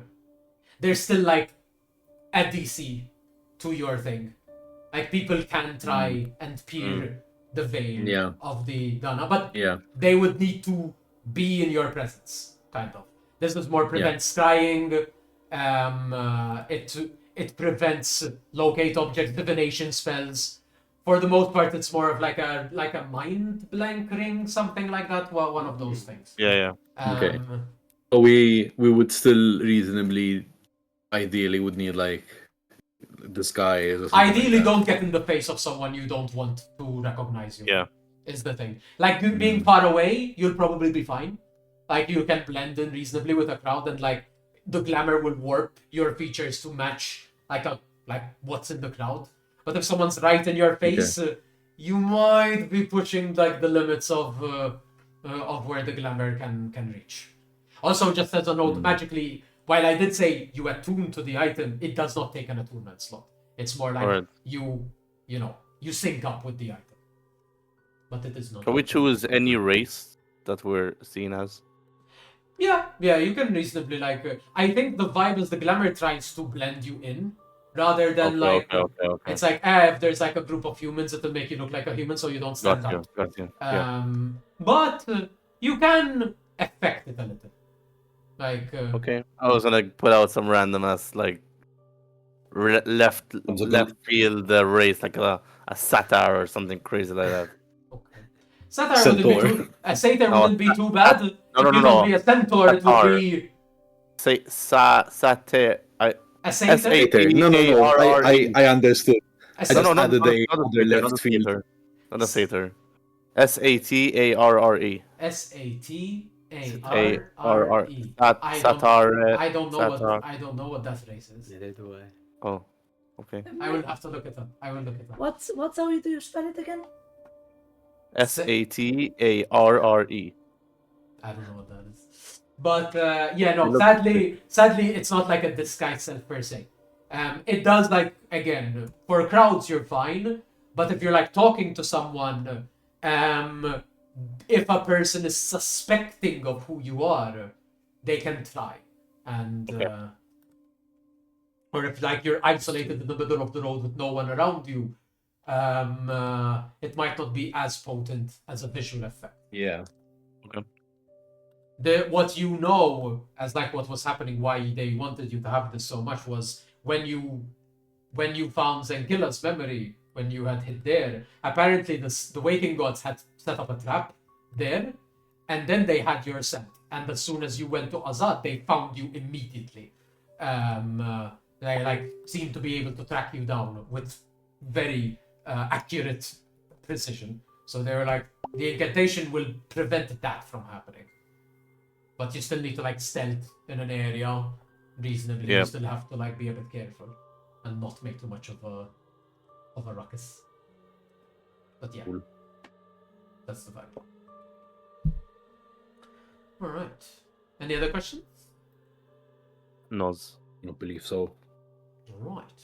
Then you make your way into the City of Dreamers as you arrive in front of this large, like, walled city, an open gate where you do see, like, people, now that you're, like, just about 20, 30 feet away from the gate entrance. Before you were in this midway space that tends to exist between locations in the Dreamlands, where it's like the weather shifts and changes, days and nights pass by almost like with intense speed as if weeks on end have passed. But to you it only seems like minutes, realistically. But eventually you arrive in the location, in the domain of the City of Dreamers. And in fact, something you would know, Onslaught, about the City of Dreamers. This is a kind of a haven spot. This is where the deities actually don't have jurisdiction. Which is why it is both a really safe place, but also a dangerous place, because it is very lawless. People tend to do whatever they feel like they want to do, and it's like, it is the social contract that keeps this place from destabilizing. I see. Yeah. Very anarchic, I guess. There is no government in the City of Dreamers.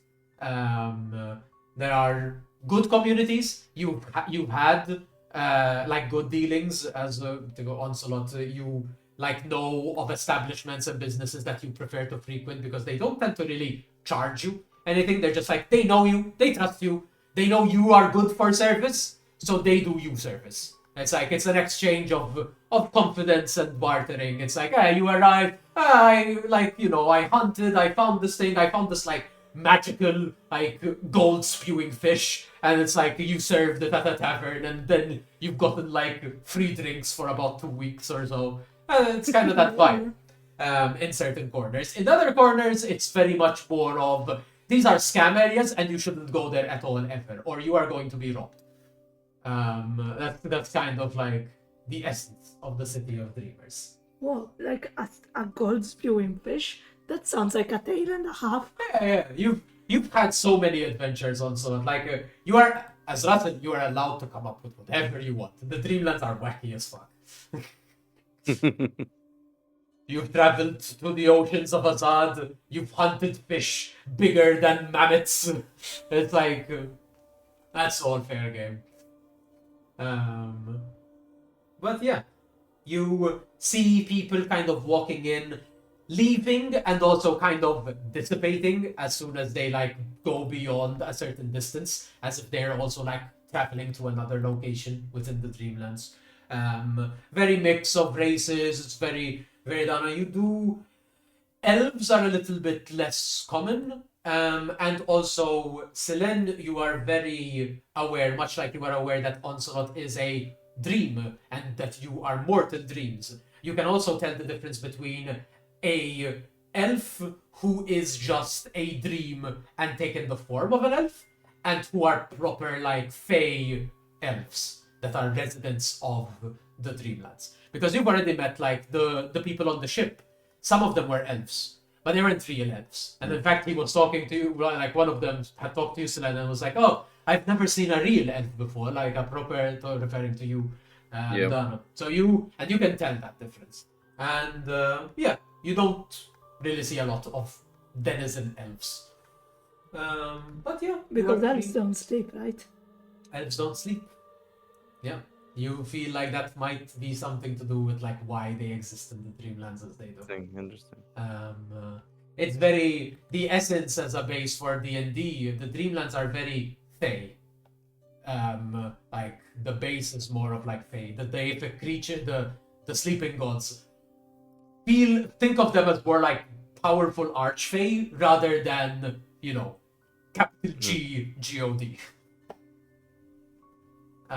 Yeah. My God. Yeah. But you are free to enter the city. There is no guards. There is no like anyone holding people from entering. You are free to enter. Oh wow, that's what a satyr is. Baffling. Satara. I don't know how to say it. Baffling. Oh my god, Russell, that image is so cute. I want to share it. Aww. Oh my god, it's adorable. You're muted. Oh, damn it. I was saying, yes, come in the city. I will show you some good establishments. Do I know where the person holding Yes. the runes? Yes, you know them well. You've interacted with them quite often, being as also like she is a follower of Ankam. You Good. are an agent. You probably like this person you've interacted with. She's repaired your armor multiple times. She's fixed your glaive multiple times. You've gotten her resources and minerals that she's needed. You're on good basis. It is the Lady Calva. She seems to be someone you've interacted with a lot. And you know where you need to go. She is in that corner of the City of Dreamers that is more of like a communal space where everyone kind of helps each other.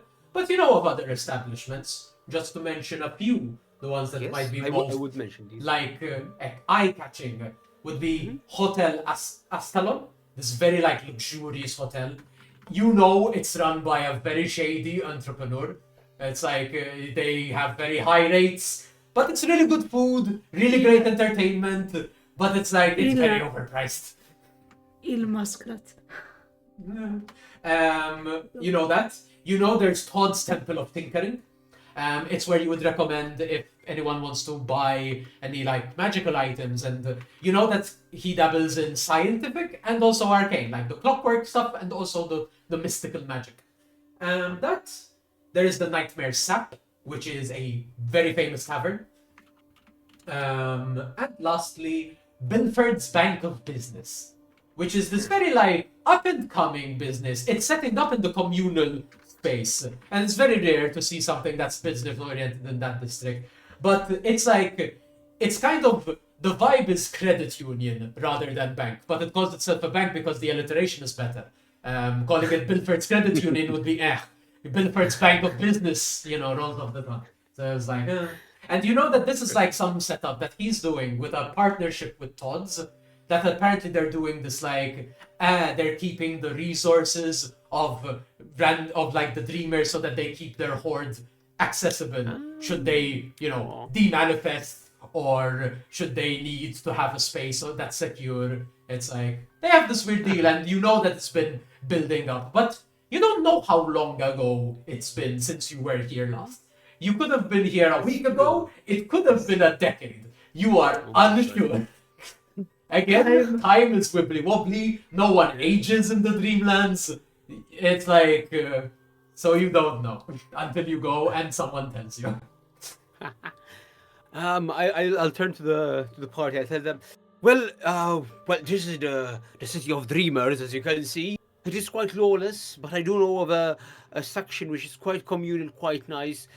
Feel free to. I mean, if you need anything, any, I don't know, magic items, equipment, food. I have a lot of recommendations if they are still there, but yeah, we can get to that.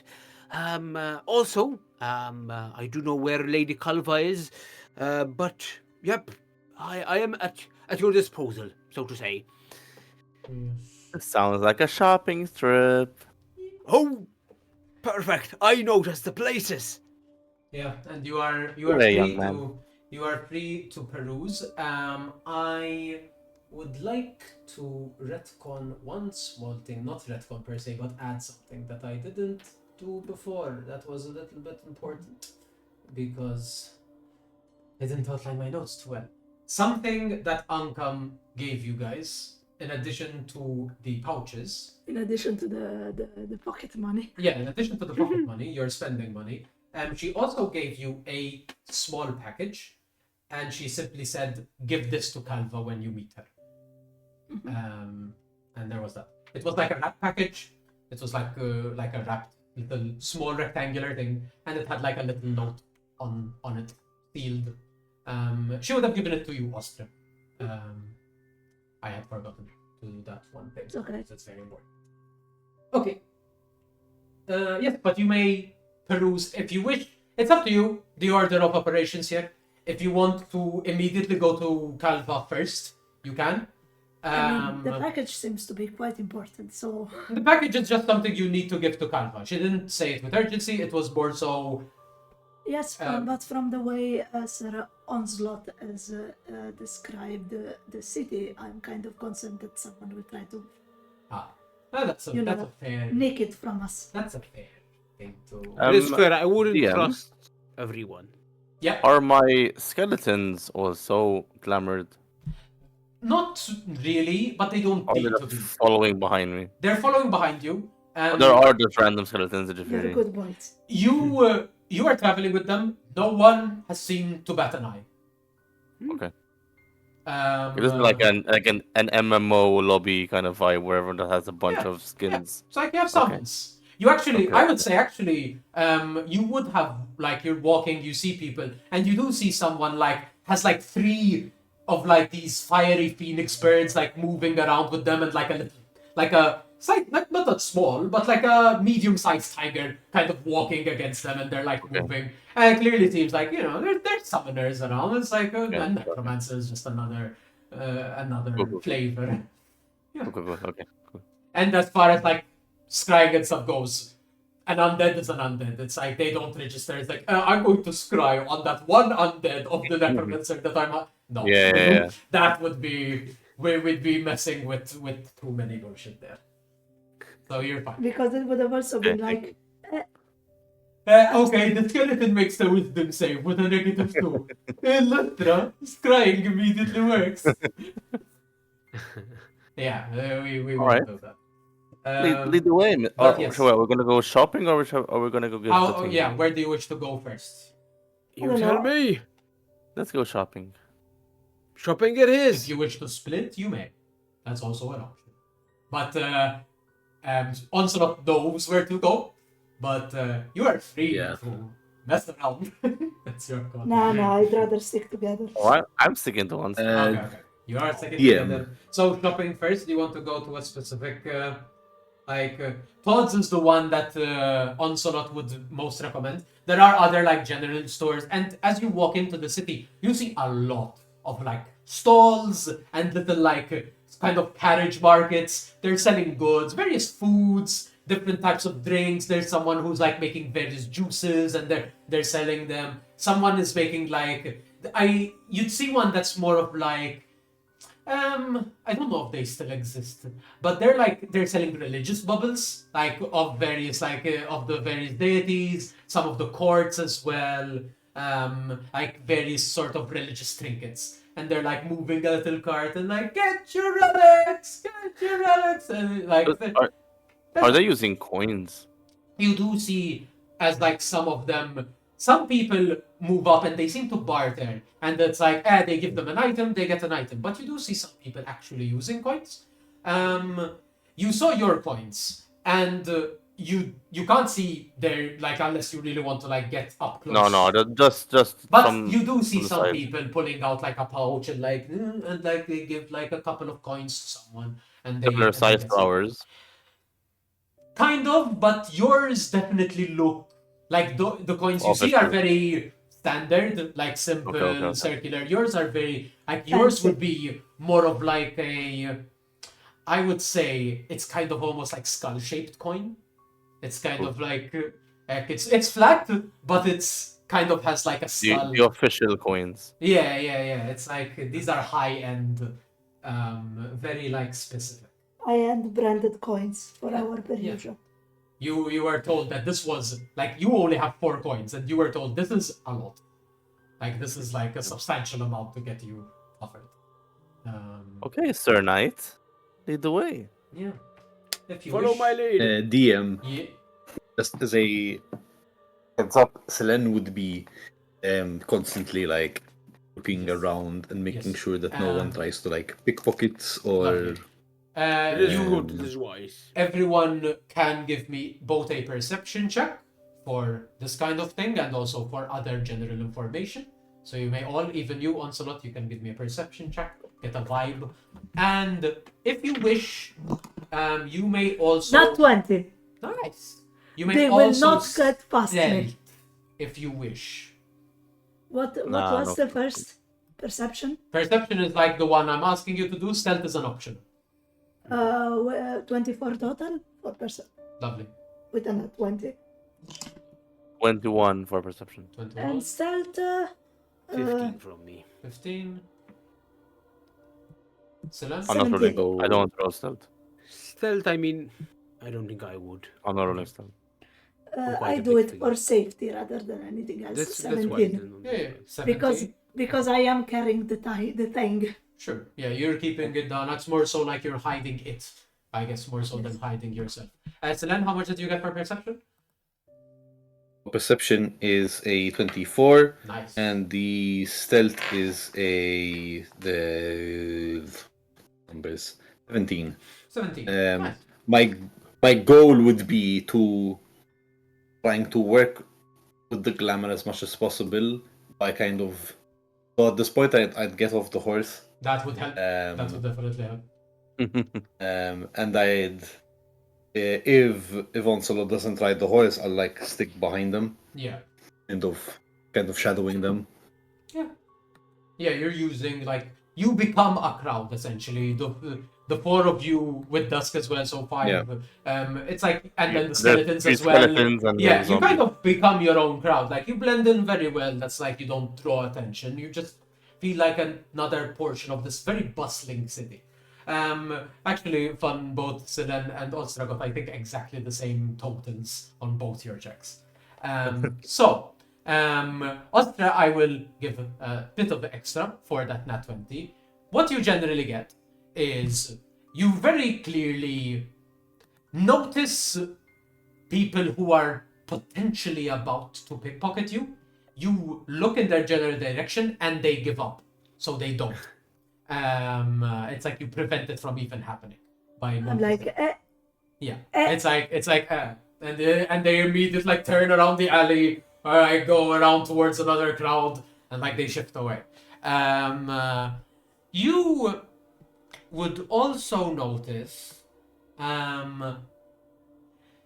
there aren't guards in the city. There isn't like a militia or anything that defends the city per se. But you do notice there is a variety of people, and some of the people look kind of like you guys, aka armored individuals with weapons, and like they seem like potentially sturdy adventurers or something of the nature. And you see various like little groups. But something you do notice, more specifically, you see some soldier-looking types with more uniform armor. And from a distance, you do spot a symbol that I would say you at this point have all kind of got a general level of both the waking and the sleeping gods, and you recognize it is Nihayik's symbol on the armor. And you see them in a distance, like there's about 3 of them. They're walking away from you, not in your direction, but you do point, like, you notice them. And I'll say that is something you get. Silen, similarly on the pickpocketing, you also notice a couple that you scare off. You also notice some other people getting pickpocketed. I don't know if you would want to act on it, but you notice them. You kind of see like someone who looks like very young, like walks up to an adventuring group and kind of distracts them, and then another one comes up from behind and steals something from them as a distraction. You see that happen off in the distance, and you see someone kind of about to do the same to you guys, and you just like, and then they immediately and walk away. What I'd say. Can I Mhm. can I attempt something actually? Yeah, go ahead. You're allowed to. In this instance, where like someone like where they're trying to like do a Mhm. maneuver, I try and like gesture to like the kids and say kind of like come over. Like I don't know Stop. if Like if they were you about to know, like move away, they take a couple of steps in your direction. they like I pull out one of my arrows and like hand it to them and like give them a wink. Takes it.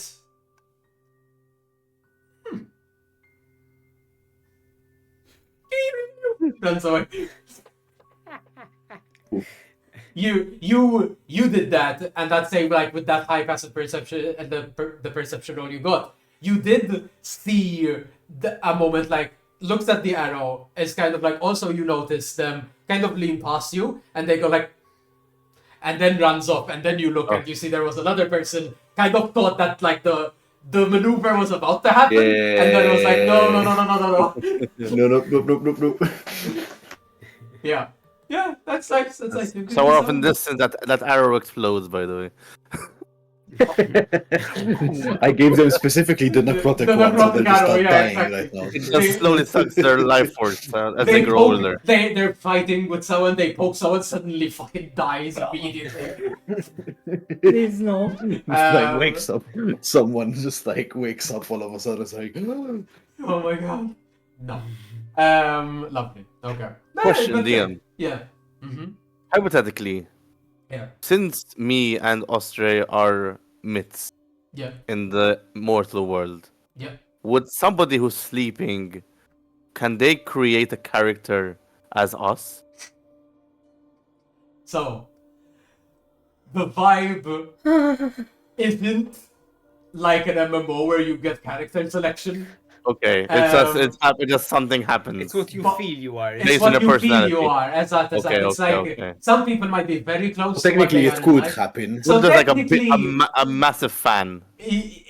What could happen is someone has your aesthetic, but Okay. I think there is an awareness that within a dream, at most they would be someone that they feel is like as strong as these legends. Okay, But okay, it's like okay. I find it I- really sad if someone's dream would be like they literally just are someone else as opposed to themselves, but as cool as someone else.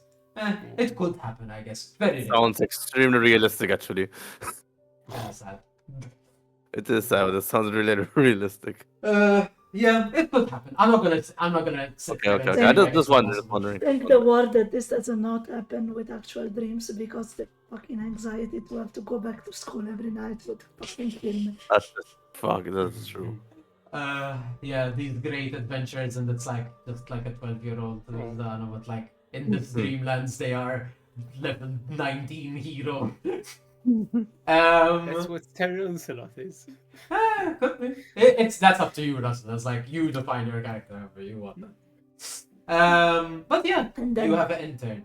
Mhm. And then there is Chiara in the dream world that's like in constant anxiety of going back to Yeah, school. you're just in this like pocket demon realm of the dreamlands where it's like it's always nightmares, always nightmares. Unironically, yes. Yeah. Nice.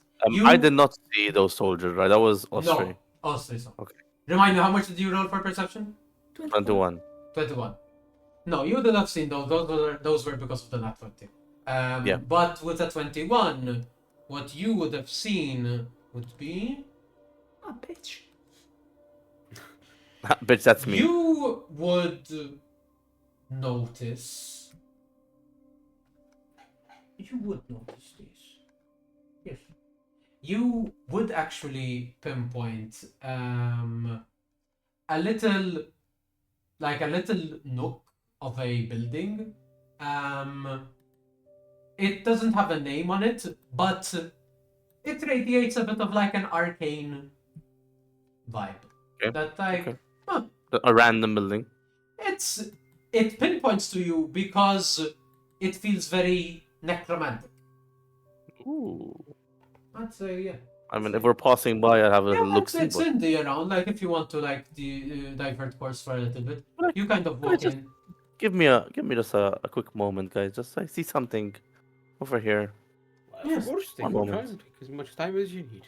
Yeah, and you walk in, and immediately as you're now in this like building, there is no name to the building, but the building is open. It seems like somewhere that you can just walk in, and you peek your head in, and now you hit that walk of necrotic, like necromancy. I would send the skeleton before me, Oh, just okay. out of safety. Sure. Skeleton walks in. Like you see the skeleton in the building. Like skeleton looks around, and eventually you see you hear from inside, hello? Oh, hello?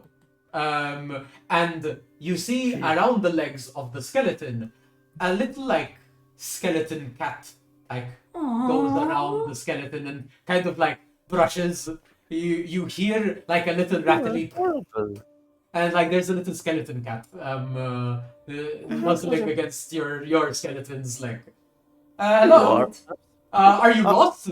Like see someone on the inside is like talking to your skeleton.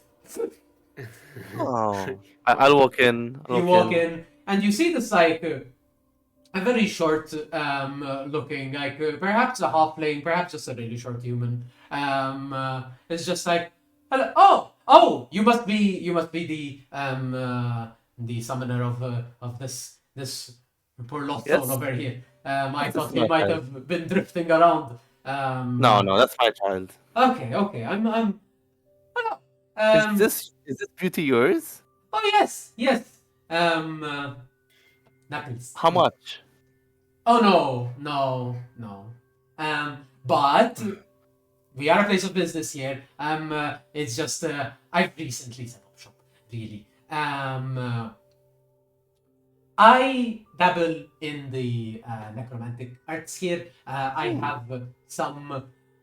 I keep some available cadavers for individuals, perhaps such as you, who might be in need of resupplying their cauldron, as it were. So I offer cleaning, cleansing, maintaining of the cadavers that are provided when around. I tend to construct them. We don't get much humanoid skeletons in the Dreamlands, but the odd creatures and the strange beasts that roam around leave behind skeletons, and I retrofit them for more humanoid and other purposes.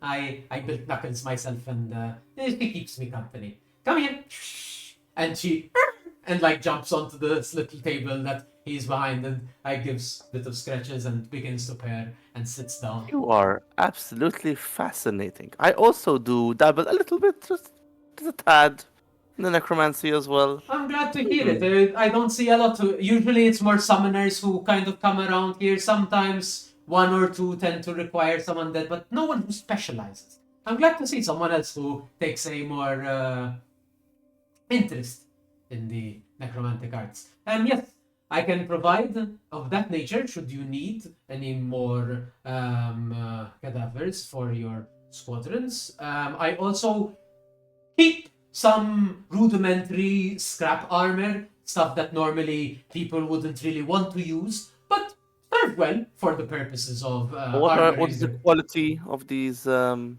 bodies? oh, the bodies are. I keep them as pristine as possible. I do have some. I have less available that are more flesh. They tend to be sturdier, but they require a lot more maintenance to keep in pristine condition. But I keep them as fresh as they arrive when they arrive here. The skeletons I clean. I make sure to bleach them and keep that beautiful. But these are not sheen. humanoid. I make them to be humanoid. I take Does parts. that work for the spell? Like It meta-wise? does. Yes. Okay. It's like reasonably the way this seems to work is it's like he is building a humanoid skeleton. He's Okay. using femurs and bits and pieces of other animals per se, but it's like it works. Okay. And how much are you asking? Well, typically I mostly try to trade rather than coincidence to put you in a position I where have you're no more to do. coin, so no problem. Okay. Do you have anything worth to trade? Perhaps any armor. It depends what you want as well. I don't. Skeletons I can provide in bulk should be necessary. If you have any scrap armor in exchange, it's always helpful for myself. Also, if you have anything of interest, arcane or mundane, anything that's an interesting bubble. If it piques my interest, I'm more than happy to trade. Yeah. Mm, I have a crowbar. A crowbar. Don't see many of those around here. I could make use of a crowbar. I sometimes have the odd thing that I need to open and kind of peel out, and I am missing one. Sure. Yeah. Do you want one skeleton? I would say 2 at most for a crowbar.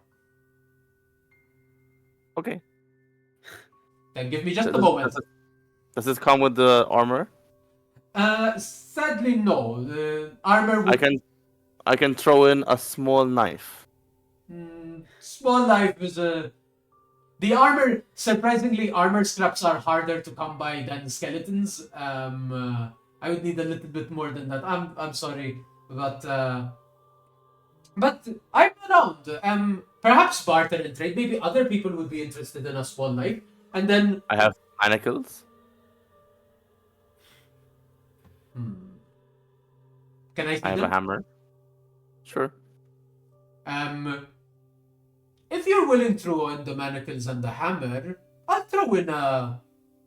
You can either have 2 sets of scrap armor for the 2 skeletons that I provide, or scrap armor and weaponry. How about I just tell you a little secret? Information instead. Well, the thing is, I don't know how valuable the information you have is until you tell it to me. So... Something of the arcane. I can teach you something of the arcane. I'm basically trading a spell. Like telling him. Interesting. You've piqued my interest. May I see what spells you have? May I see what's if you Sure. dabble in these? And you show Sure. him your book? I'll show him. I'll show him. I'll just show him like the first level and the second level page. He kind of looks through the first and the second, like making sure not to go beyond where you've kind of opened.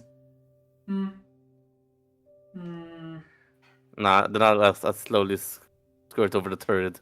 Once I see the interest dropping. Okay. Okay. Now I'm more piqued. Yes, I see.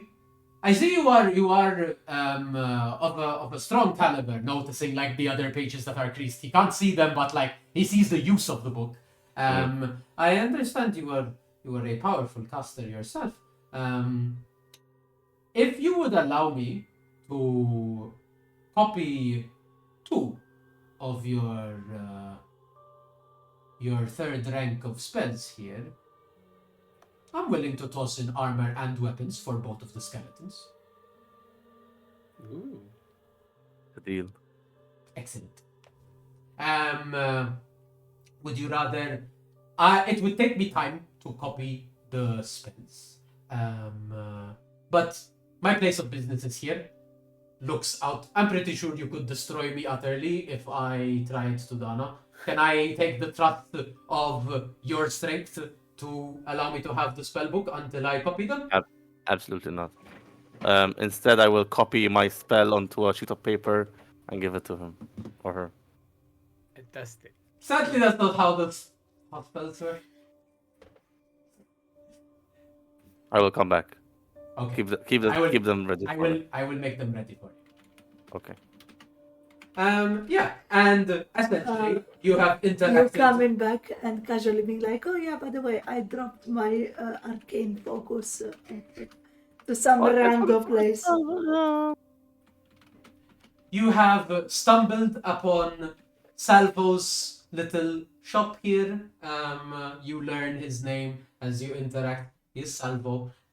He is in fact a halfling who seems to be a necromancer, much like you. Perhaps of a lower tier, but enough that he can also cast animate that. So at least He's I was just really tempted of just showing him who I am just to get it for free, but well, let's not do It's that. up. It's up to you. It's up to you. But yeah.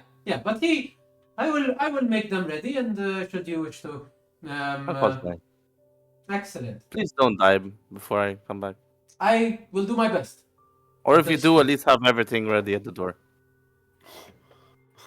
Sure. Thanks. It's good, you're good girl. Yes, you kind of. Does the cat stay closer to me than to him? No, the cat stays fully close to Fuck. him. No. There is Okay. You are not still in the Real sickness. No, okay. Oh my I leave. You walk out. leave. Yes. If you wish, there are other like random shops and stores. To reiterate, you did notice those soldiers, and Ostra, you can bring it to attention to the rest of the party. Otherwise, yeah, it's just a bustling hub. There's so many different things to do, so many things of interest. Todd's is the most one for like if you want those magic items, if that's what Yep. you're like hankering for. But there's other shit too. But if you want, I think we can do we'll head Todd's. there now, guys. If everyone is okay with, Yeah. you head to Todd's. You move through the city. It takes a while. You move towards the northern district of the city, and you do start to see a lessening of the more hustle and bustle of stalls and like carriage markets, and it's more like housing. There are some like shops that seem to be more of like a singular shop that offers this one service and it doesn't have competitors. It's like this is an area where there's one shop for one thing and there's one person who does that thing. And it's like, and everyone knows what they do and they make sure to not step on their territory, kind of, because like, why bother I learn what they do when there's already someone who does it? And that's kind of the vibe. And yeah, it's a bit quieter, a bit nicer. And in fact, you find Todd's Temple of Tinkering. This very like, it is essentially two buildings, but clearly like some work has been done in order to turn it into one. And you see on the outside this like large, lumbering metal construct like moving, and is like cleaning the window and has turned a sign saying, "Come in, we're open." And then like just is making sure it's like begins to like clean the outside of the and Onslaught, you know these, like, you know Todd's. Todd runs the shop mainly, but this is Kilo, his Warforged construct. And Kilo is outside like making sure the area is presentable, and actually like turns, "Hello, Onslaught." Hello. And moves. We just opened, and like there's a very like I can see. the robotic voice module kicking in. And I have people- new customers. Excellent. Todd will be pleased. And yeah, he goes about messing around. The door is open. You may walk in. And I don't trust things that I can't make my friends. yeah, this is strange to you. Like, you've never interacted with this kind of magic, and in fact, you're not sure if it is magic, necessarily. Filthy magic, this. Dirty magic. You do walk in. There is clearly a sense of like arcane in here. There's a lot of like arcane scent that you can easily pick up. But there's other stuff. Some more like clockwork bubbles and things that are gears and mechanisms and things. And you see this like tiny, very goblin looking individual kind of is like, he's on a stool right now and it's like putting like little tags on things and like big shelf with all the magical things and other trinkets. And it's like, oh, customers, so early, excellent. Oh, hi, come in. Oh, the slot. Hey. Hello. And then it comes down and it's like, oh, it's been so long. Ah. How long? Oh, I lose track of time usually. I made I sold at least 15 boots of speed. About 5 years then. Well, five happy birthdays. Ah, fine. I forget when my birthday is. That's point. I'd be surprised if you remember. It's fine. It's normal. It's what happens. Good. Come in. Bring. Oh, you have friends. Excellent. I brought new customers. Yes. Perfect. And Come looks at in. This the- is Todd. kind of Todd meat. looks you all up and down, kind of gets really close into you, gets very like clearly doesn't respect personal space, gives a sniff. You all smell very arcane, very magic. Okay. Interesting. So no clockwork? No. Are you one of those people? Do I have to hide all of my clockwork bubbles? Just kidding. Are you? Come in. Todd, you. And like you don't understand what's happening, but hey, There's visible cringe on yeah. Tinkerlot's face. It's like weird eccentric Yeah. guy. It's like this energy is not the vibe for Zingala, and that's fair. No. It's not for everyone. But yes, you see this like it's very well organized to be fair. But then you notice behind like this desk there is a door that's partially open, and it is completely and utterly filled with stuff, and the door is threatening to burst open. And it's like it's technically closed, but it's bulging out because there's so much stuff behind it. And it's like, come in, yes. So, what can I interest you in? I have so many things. I've been crafting like a crazed genius with a fire under his ass. I believe that. So, what do you all specialize in? Tell me. I will understand and I will find what works for you. Load my bow. An archer. Ooh, I do have a couple of our arrows of lightning if you wish.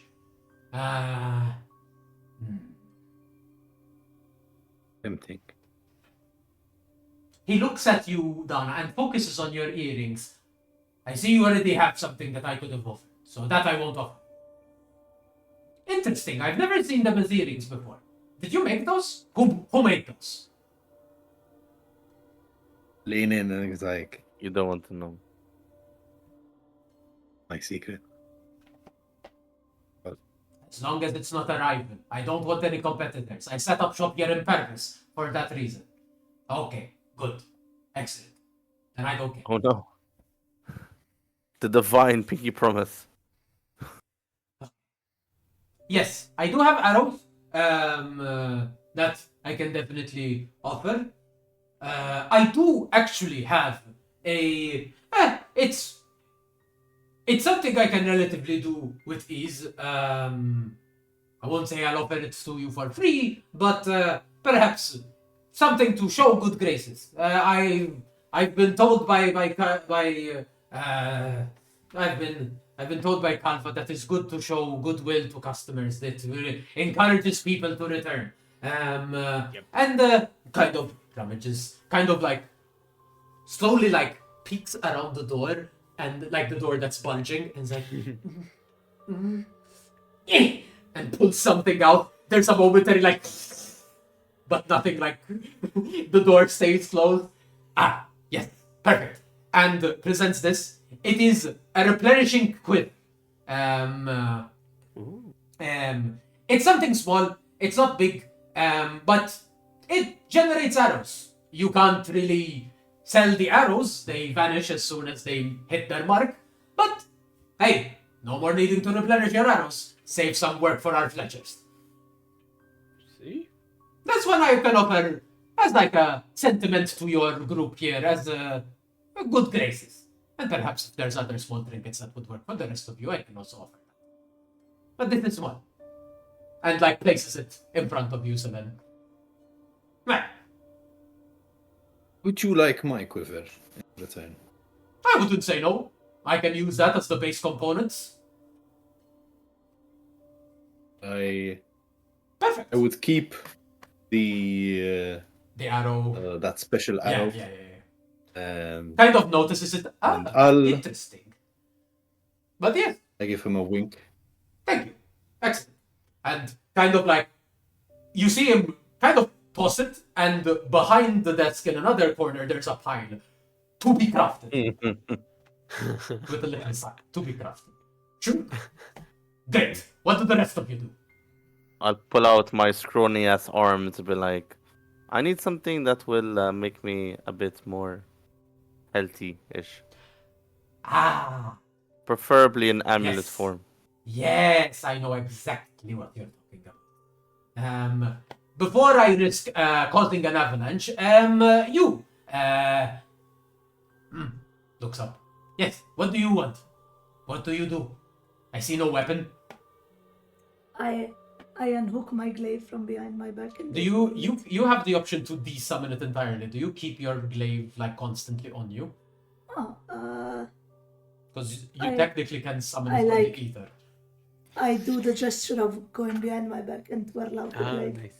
I see. Nice. Ah. But yes. I Okay. feel like weapon-wise, I am pretty set. What I would like, since I am a more frontline fighter as opposed to my companions, is something that makes me slightly harder to hit, so that I can take a bit more punishment before I'm forced to retreat. Interesting. Interesting. Okay. Something like a cloak, maybe? A cloak. I can look into cloaks. Give me a moment. And begins to kind of look around, kind of moves around the desk as well, and looks around, and he goes into like a particular shelf, pulls out an amulet. Not this one. Not this one. Ah, yes, this one. Pulls it up, climbs down, close, moves around the dano, and and then looks at Ostra. Do you go swimming much? No, Okay, no, I can avoid it.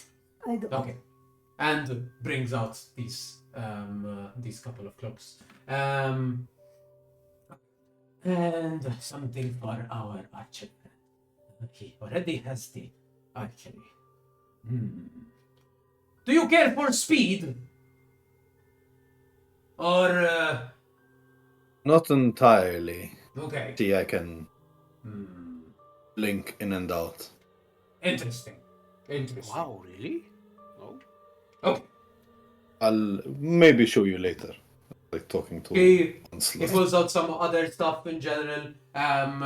He then rummages behind the desk and then places a couple stuff onto the table in front of him. So, what you want? I specifically Dana points at you, Zenkila, and pushes this amulet in front of you. Amulet of exactly what you're looking for. It is rather expensive.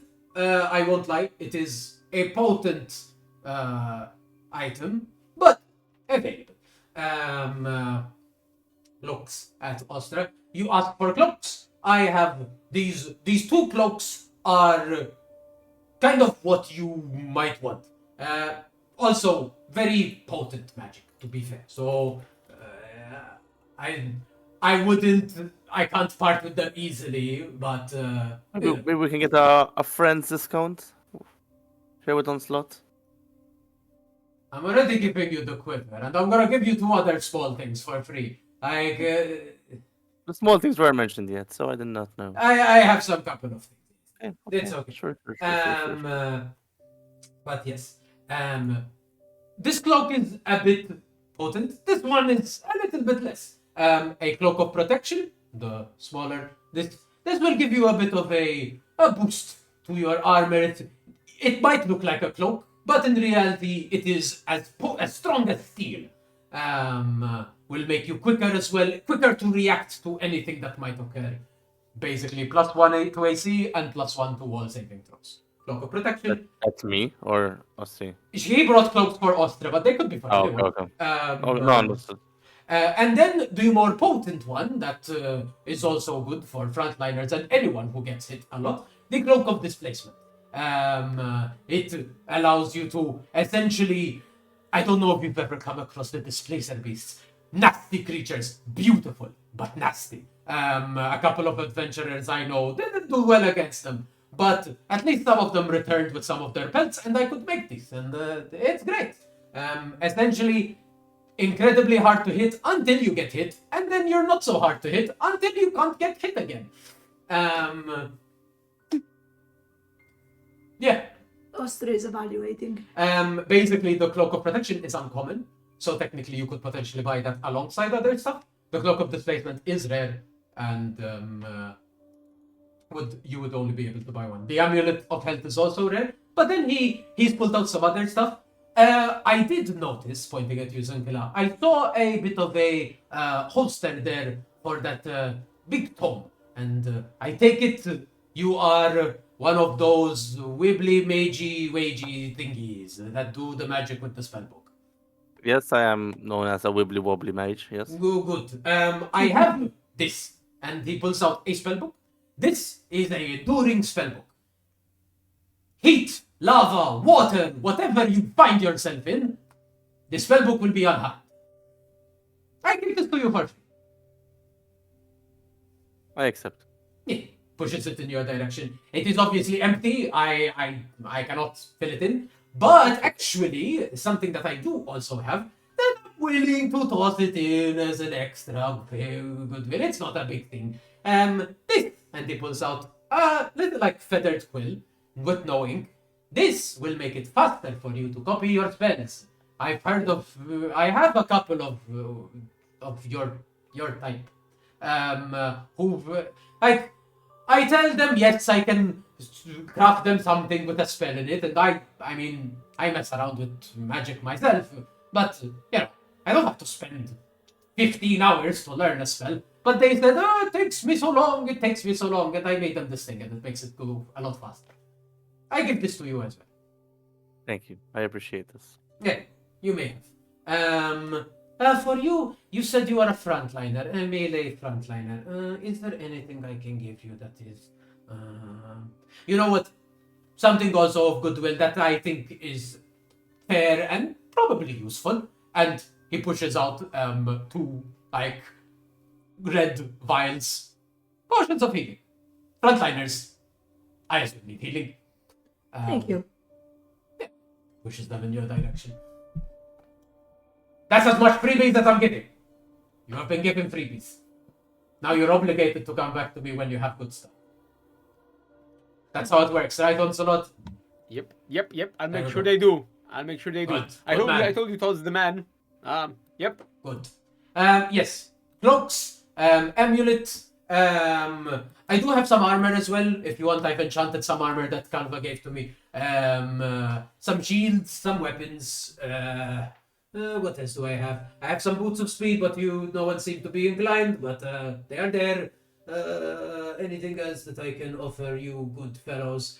I have this cool. This is very interesting. Pulls out like a big jug. It is an alchemical jug. Can generate various types of elements. So you can make water. It can make beer. It can make mayonnaise.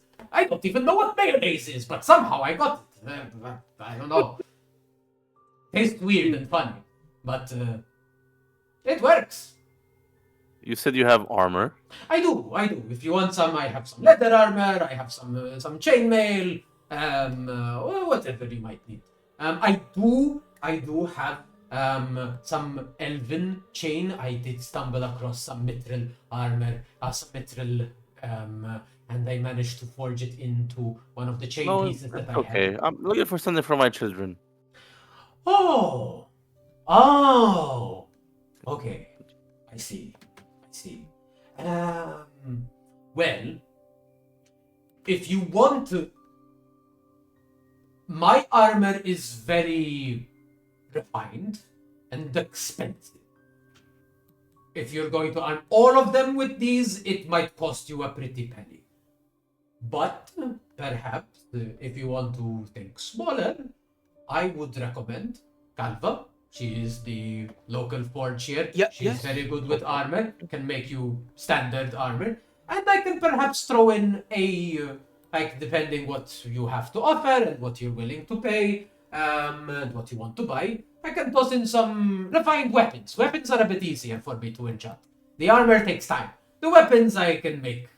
How about this? And I'll pull out my pouch. I'll pull out a coin, and I'll wiggle it in my finger. Oh. I'll show him the symbol of Oh. Nihaik. Not Nihaik, of Haik. High, yeah.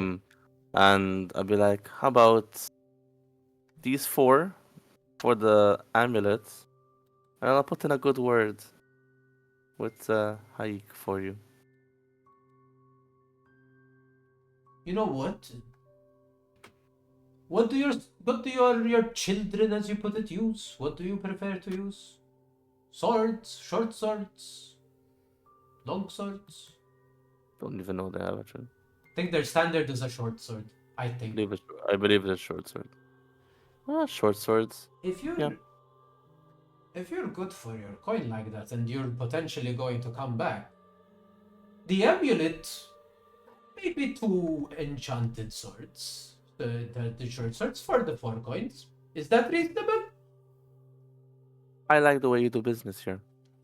I mean, there I is accept. there is a clear like fluctuation in that like he sees you pull out for like at like 4 coins and it's like okay. It's like and he kind of like pulls out, looks around, okay, short swords, pulls up 2 short swords, wraps them up in like Dana to like keep the steel the sharp part kind of contained so it doesn't harm anyone, and puts the amulet on top. Okay. Then Thank we you have a very deal. much. Excellent. Good. The rest of you, what? I don't know. I mean, did that all? That was. Celine would ask, could I look at your cloaks? If Oh, of there's course, anything that piques my interest. I have some more. Yes, apart from these 2, and I do have. I believe I do have 2 of the displacement ones in case more than one want. The cloak of protections I can make plenty. They are very easy. They're not cheap either, but you know, they are like half the price of the cloak of displacement. But yes, I have other things as well. This one, but you said you already zip and zoom, right? You already have means to zip, as you said. Celine explains briefly Yeah. the capacity of the zipping and zooming. Okay. It's more frequent, but what I have can do bigger, if that's interesting to you. It is a cape, but some cape cloak. It's a cape of the Montebec. It basically the mentioned one, once per day. I have this. What other? Let us see. Oh yes. I also have a cloak of elven kind. It's good. It's also not a very big. Same level as the cloak of protection. These I have a bit less of. It's a bit harder to find the elven fabric that's required to make them. But I have one in stock. And do I have?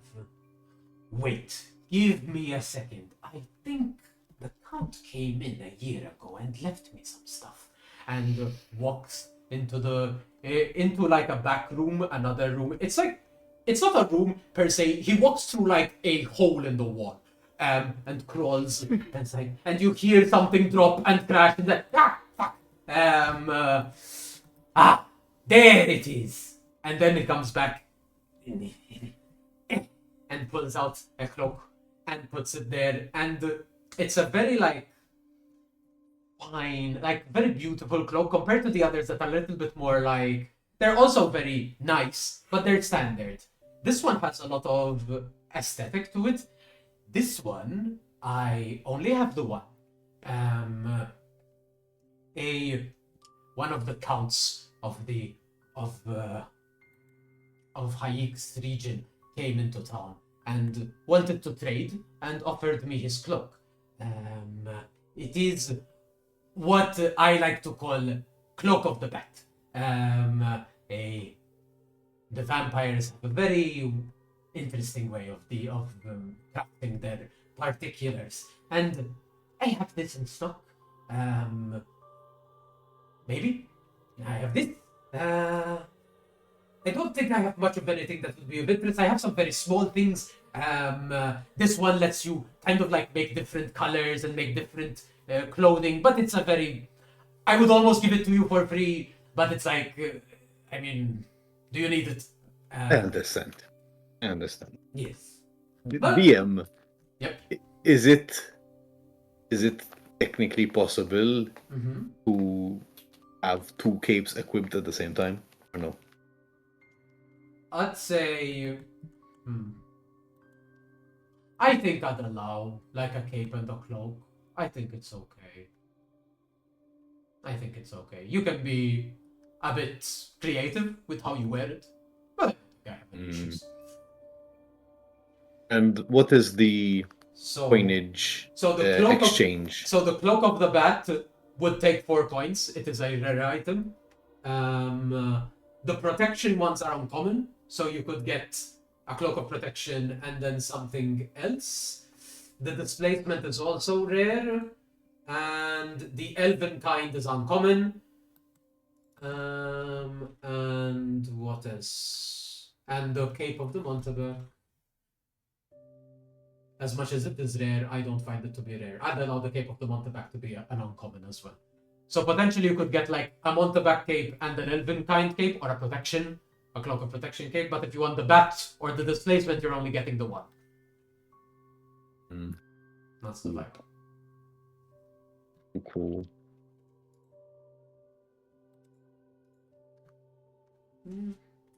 What if I have some coin, Mm-hmm. but if I would like something more, would I exchange a favor on top of that? Favor. It depends. What kind Something of you wish procured, perhaps. something I wish from you?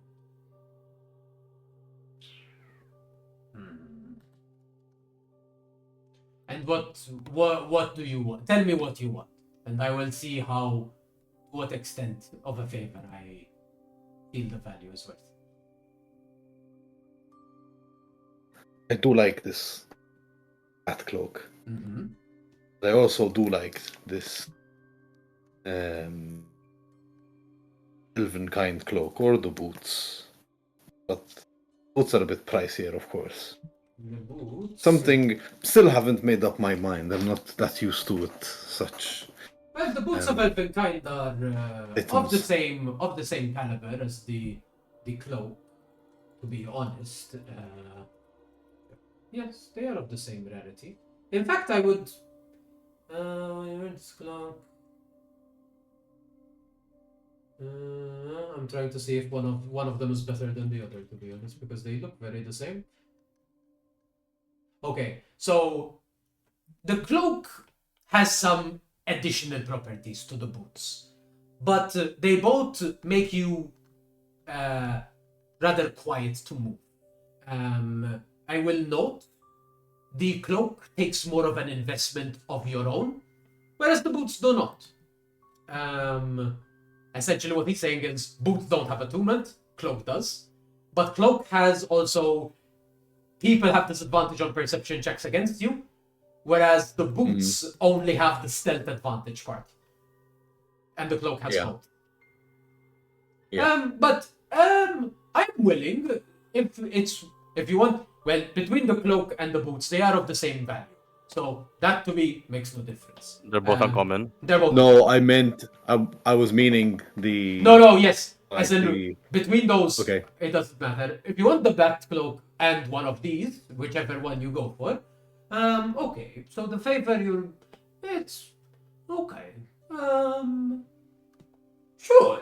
Yes. I think we can bargain that way. I'll see what particular ingredients I need harvesting. Yes. Yes, he kind of looks you up and down. Give me a persuasion check just to give me like a vibe of what you're giving out. Technically, because I'm like reading Mm-hmm. the things, it probably doesn't make sense to have both. Can you wear a cloak on a cloak? You are technically you can't. That was the question Technically originally, you but, can't, but, the like both the cloak of the bat and the cloak of every kind both give you advantage on stealth checks. Oh, they do. Oh, So it's like apparently they do, because I was like, because the first line of the cloak is like disadvantage for people to look at you, but then and you have advantage on dexterity checks yeah, made to that's true. hide. I didn't know the cloak of the bat also had a stealth. I know it had like polymorphing into a bat. I didn't know it had a Yeah. stealth check. Yeah. So actually, he would also tell you like if you really want the bat kind of this one does it already. So honestly, you don't even really. But if you want something else, we can also deal in that department. What about the boots of speed? Also, the persuasion check is 17. 17. You're giving off a good fight. The boots of speed are a bit more costly. They're roughly same price as the cloak of the bat, though it's easier for me to make them, so I'm more willing to part. The favor will be a bit bigger. But Understandable. I think I'm amenable to this. If you are good for your word, and it seems I feel like you are. I give a quick look to the others and be like, would you guys oppose to a small detour? Yeah. I mean, whilst we're here. It doesn't. I won't rush you on it. I understand the Dreamlands can be a bit strange to traverse, so I don't expect you to come in with the ingredients tomorrow. You know what I will do though, if it's okay with you, I will give you a bit of another thing. So it's not per se a tracker, and I don't want to scare you. So it's not a tracker, but it's more of a contingency in case your body dissipates or becomes inert. It's just so that I know where I need to come collect an item that was lost. Would that Understood. be acceptable? Obviously, you can remove it once you bring the ingredients, but until then, it's kind of like I don't want to have given up an item without getting the reward. Yes. Good. Okay, then yes, we have a deal. I will make up a list. Cool. I give him the 4 coins. Lovely. He hands you the cloak of the bat. He'll go around and pull up like a pair of boots. Ah, yes. These are fresh. And puts them on the table as well. And yeah, we got some boots of speed. And yeah, basically, the vibe will be he will essentially ask you to get ingredients for 2 rare items for him to be able to make. Yeah. That's gonna be the vibe. So there'll be a little bit dangerous, Cool. but that's doable. Respect the hustle. Yeah. So I don't know if any of the other cloaks piqued your interest, madam. If I'm going to pick the one that gives me +1 to AC and saving throws. okay, you technically that costs 2 coins.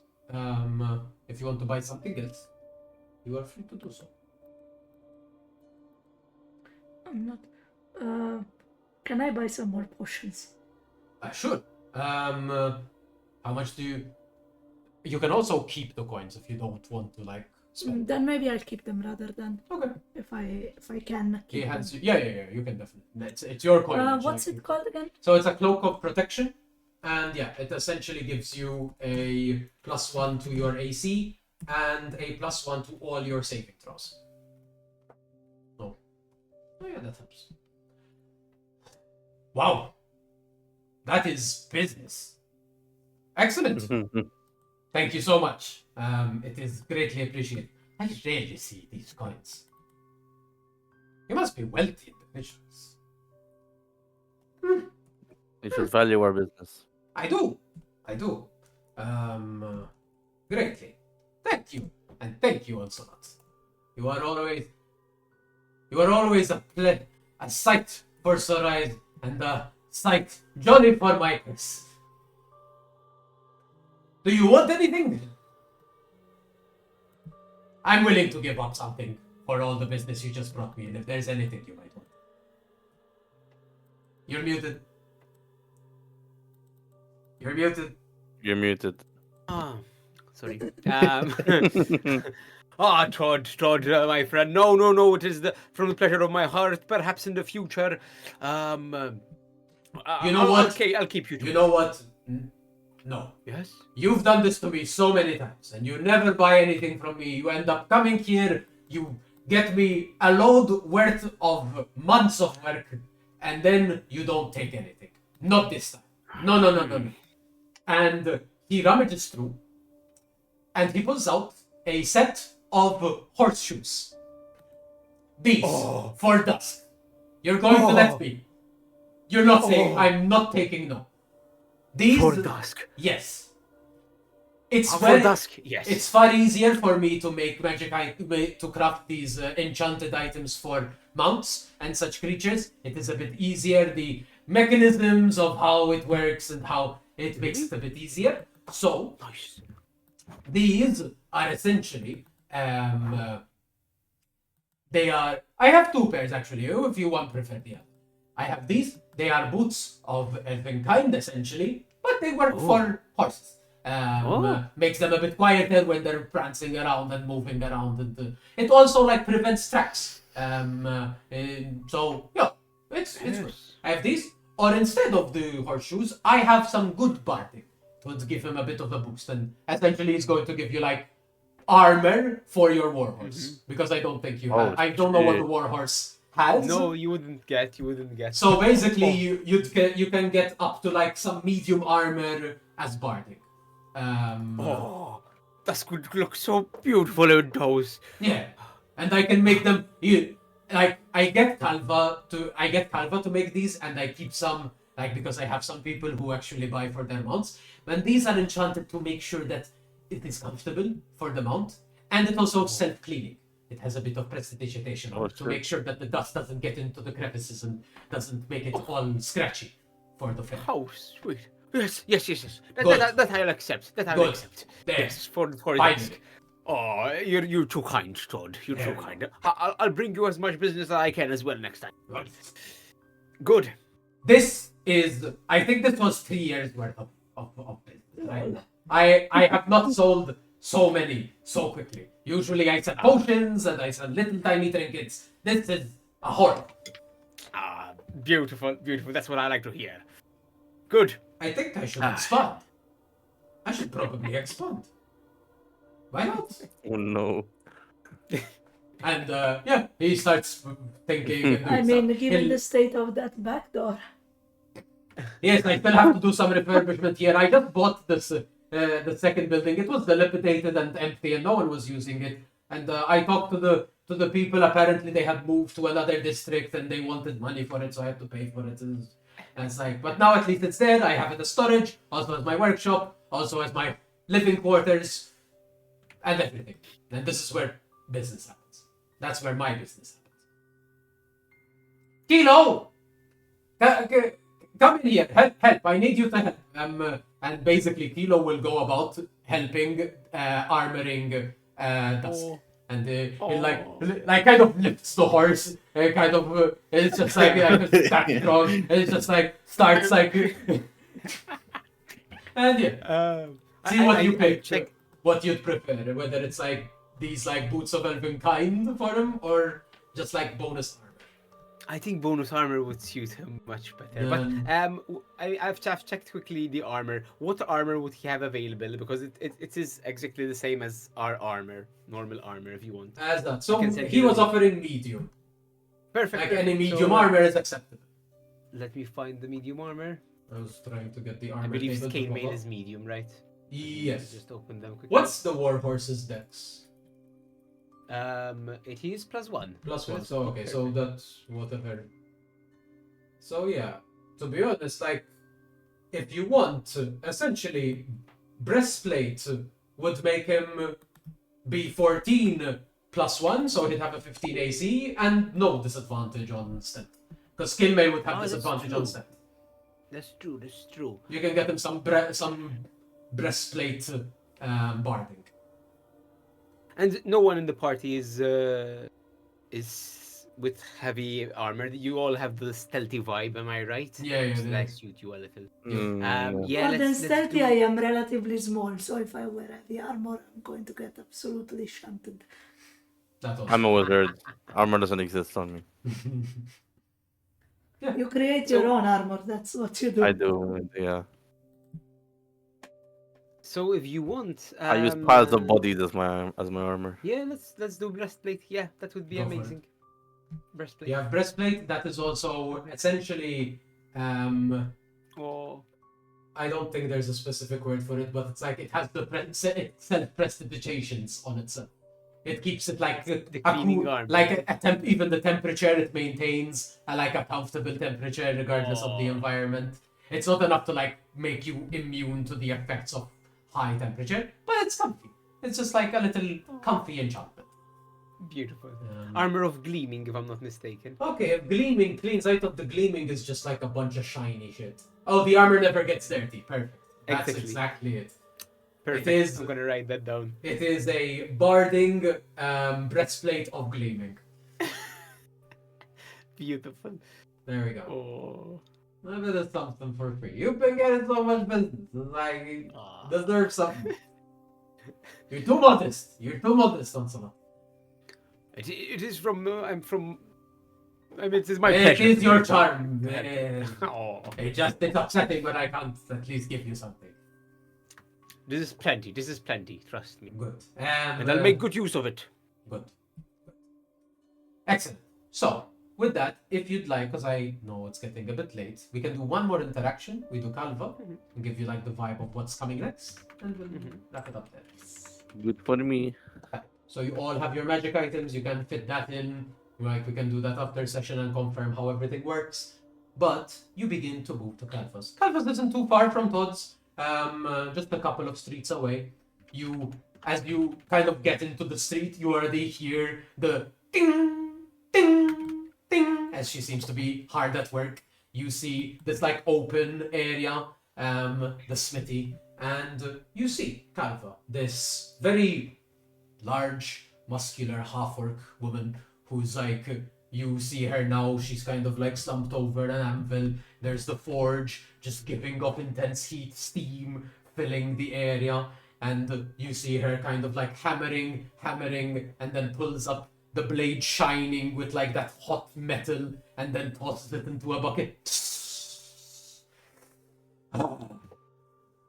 That's a massive stretch, flexes the back.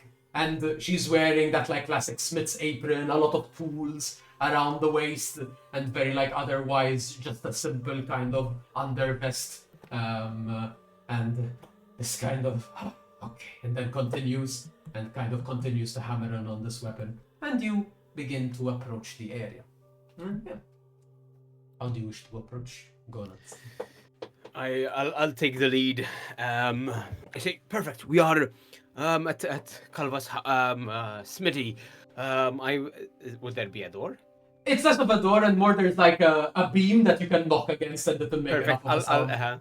Like, I'll knock loudly. Ah. Calva! Ah! Onslaught! Hello, Calva! Hey, come here, get in here. It's like, Oh! and gives you a big bear hug. Big bug bear hug.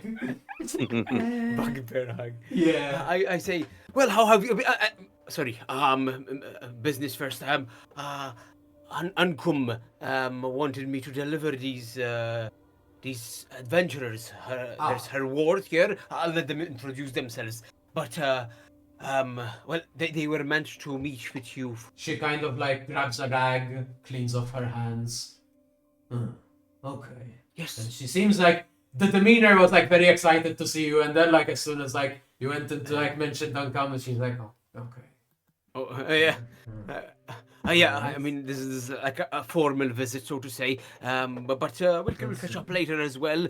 Yes, Here yes. we have, and I will gesture to the others. And she looks you all down and kind of looks at each one of you, waiting for one of you to speak. Mm-hmm. Len. Then. Mm-hmm. Ostra. Mm-hmm. She's the ward. Then kill him. Okay. And you. Oh, and this is Skeletor, this is Skelly, Mm. this is Zombert, and this is my brother. I don't know his name. That's fair. Did I know? I'll check my notes later. I don't think I remember. I don't know. I'll check. Oh, one of. Okay. And And this is Calva. I have told you so much about her. She's a legendary smithy, and well, she made this armor, my glaive. She's maintained them. So if you also have any requests, armor, weapon-wise, armor I can do. Yes, that is no issue for me. What though? What business do you want in relation to? good. You know about the runes that they give us access to the forge, And forge of She promises. grimaces a little bit. Mm-hmm. We're here to release the forge from the Yes. disgusting enemy that is currently inside that domain. We Why? need your help. Because I mean, don't The you want to get Arbiter. rid of them? Yes, but we can't go there. Freeing it would just. But Are we you- can. Are you planning to use the forge? We They plan are. to use the forge, or we plan to get rid of the pests. Using the forge is no joke. That's why we came to you. Are Don't you you sure think these you're- people can be trusted, Ocelot? Oh, I mean, the mistress herself demanded this, and I trust that she knows what she's doing. She needs them to be equipped against the future threats, and if we are to hold ground and hopefully reclaim their territories. My issue is giving up the runes for someone to wield would mean that they could fall into the wrong hands. I'm not saying they are wrong hands, these, but if they fail, then they can end up in someone else's hands. I want to make sure, I want to understand why our mistresses. I was tasked to keep these safe. And that means making judgments that even Ankam might not agree with. I need proof. Proof that they are relied upon. And she looks at all of you, kind of like not wanting to hear from you, also not in this moment, and kind of. Good. And you pointed at Ostra, mentioned her as word, and kind of like walks up to you. Ostra kind of looks, kind of meeting your eye. Why should I trust you? I'll bomb straight. Like, give her the package. Package. I know, stupid. Sorry. Before I answer that question, this was given to me to deliver to you. And she looks at it very like there's almost like a bit of like various emotions of like with first like weird and confused, and then a bit of recognition, a bit of concern, and holds it. I would like to hear your answer as well before I open this. The question was Why should I trust you? I'll pull out the dagger that Hai gave me and tell her, Hai trusts me enough to give me this. and Duncan trusted me enough to defend me to her siblings.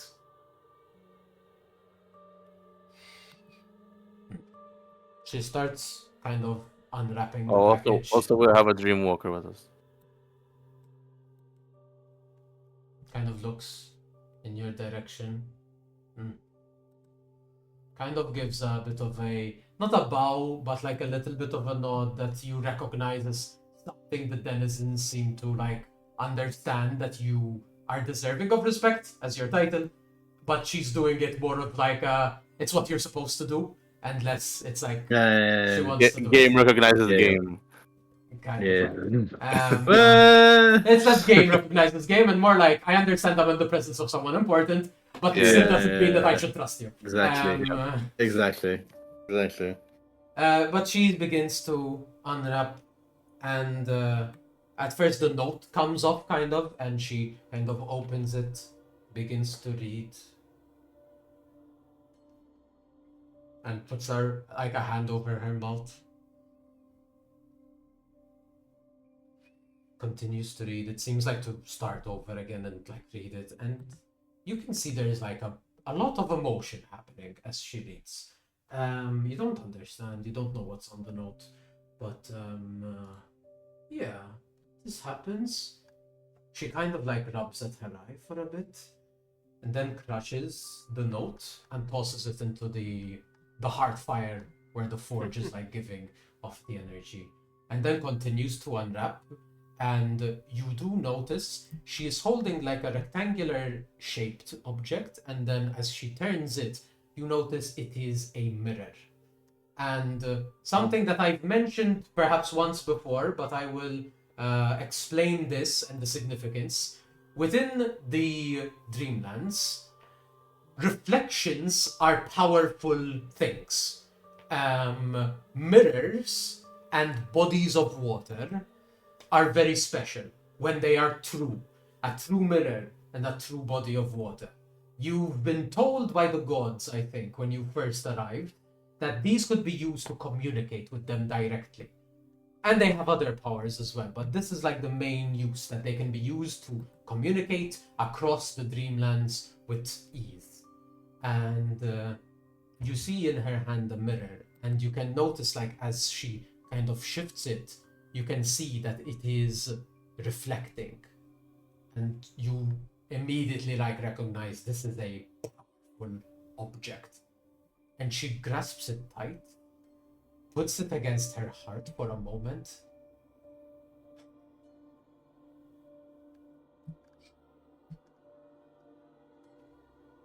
okay, you have my attention.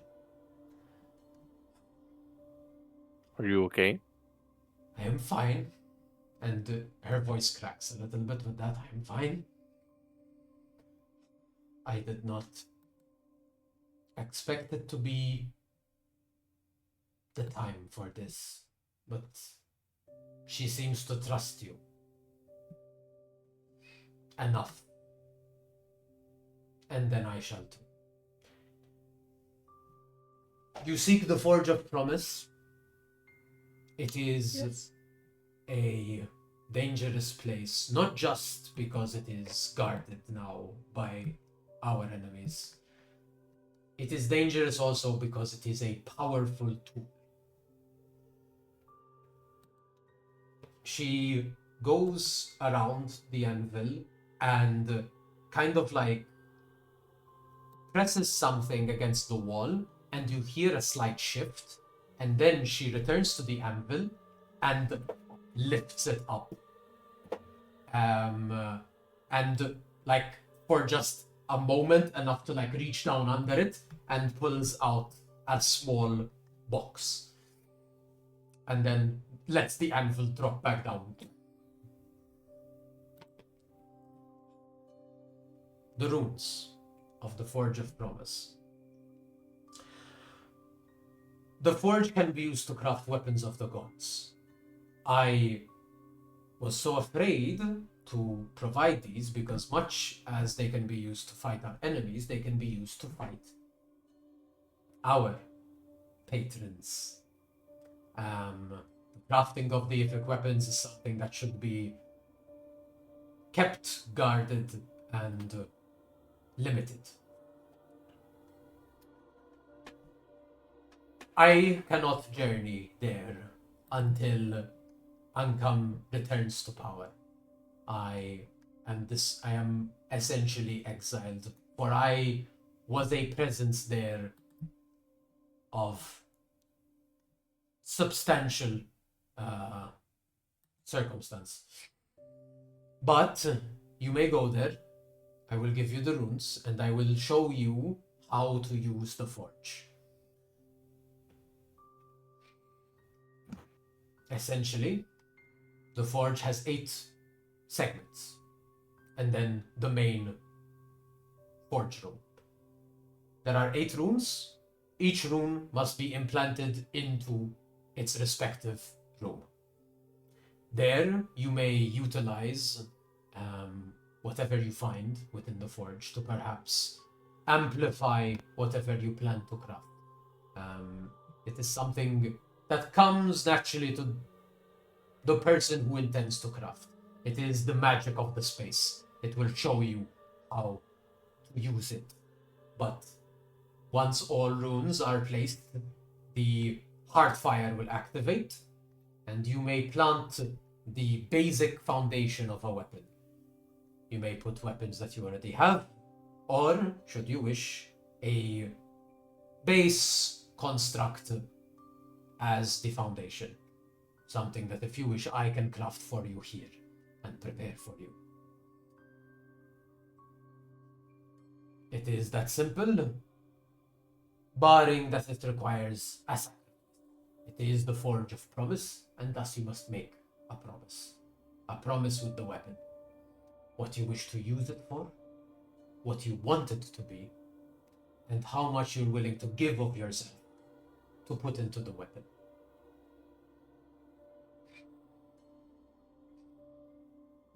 Should you wish, I may craft you a foundation. Should you wish a basic weapon that perhaps you do not have available, I can craft, and then you may add it in to the forge. That is it, really. It is simply having the runes that is the most vital step that we keep safeguarded.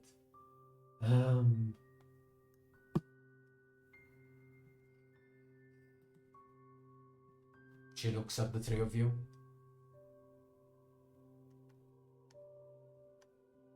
Do you feel ready to deal with such things? Yes. Yes. Yeah.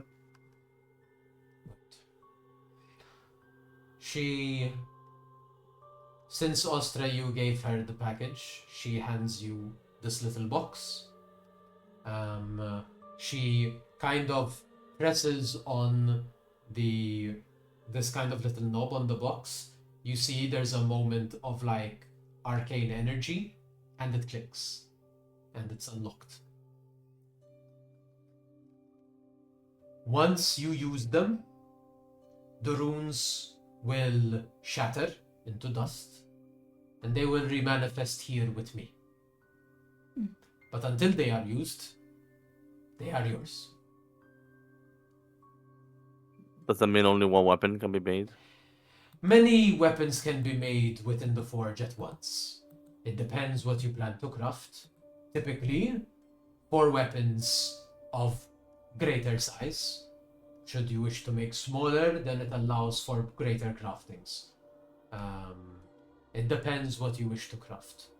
But Curious, would I be able to enhance my spellbook in the forge? It is possible. The forge will take anything and reforge it in the shape that you wish. Should you wish your spellbook to remain a spellbook with some additional elements, it can be that. If you wish to imbue your spellbook into another object, it can also be that. Cool. The forge takes what it is given and it returns the intent of they who craft.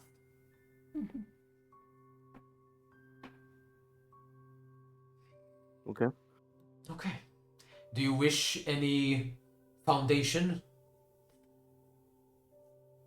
Perhaps a staff? You mentioned the spellbook. I could craft you a base for a staff. I see you wield a bow. Looks at Selene. You may wish to use that, though if you'd prefer, I can craft you one that is of a more refined caliber for the forge. Unless it is of its own nature, special to you. But What is the difference between what you provide and what we carry? I don't know. I would need to look at what you carry to understand if it is of any meaning or worth. Is it an enchanted item? Is it an enchanted bow? What you carry? It's not.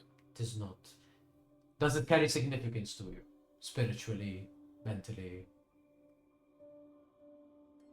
It is not. Then Does perhaps not. I can make something that is better suited to receive enchantments. I do not know how to enchant myself in certain ways, at least, but I understand how to craft items that are ready to receive them. So it will be simply a matter of what I craft for you will be able to receive more effectively what you provide. Noted. I can do the same for any. Like I said, the staff. I don't know how to craft spell books myself. That would have to be someone else that can make that for you. But No, I will ask for a staff. then I can make you the base for the stuff. That is doable. I cannot use my current spellbook. You can. Here, Hans. You could use it. You could use it as a base. Okay, I don't know what she's offering to make a new one. That's why. What she's offering in mechanical terms is the stuff will be like the vibe is you give it an item and then you're going to toss in other things to amplify Okay. the item. Now, when you toss in things, potentially some of the original trait of the items you toss will be lost, and like an average is received. Okay. Now, if you have something that is already crafted ready for enchantment, it will receive better. Like the average Okay. will be higher. Is the vibe. Okay. That's in essence what it is. And then I'll- more weapon creation. Yeah. I will ask for a staff. Then. I Then think she will that's craft. something good to have. That is doable. And you, Ostre. I'm thinking about it.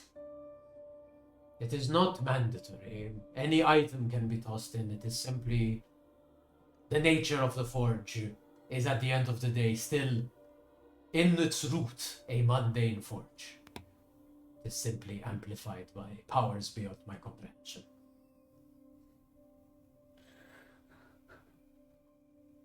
This is very important to me. I see meaning in my glaive. A glaive I can rework.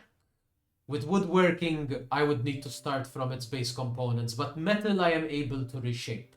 If you wish to leave the glaive with me, I can have it reworked to be ready for enchantment. If that is acceptable. Yes, Alright. I trust you. She puts her hands out to receive the glaive. I end it to her. I trust you as a fellow. I can feel there is something in here. Beyond arcane and enchantment. I see what you mean. I can have the 3 of these ready for you by end of day.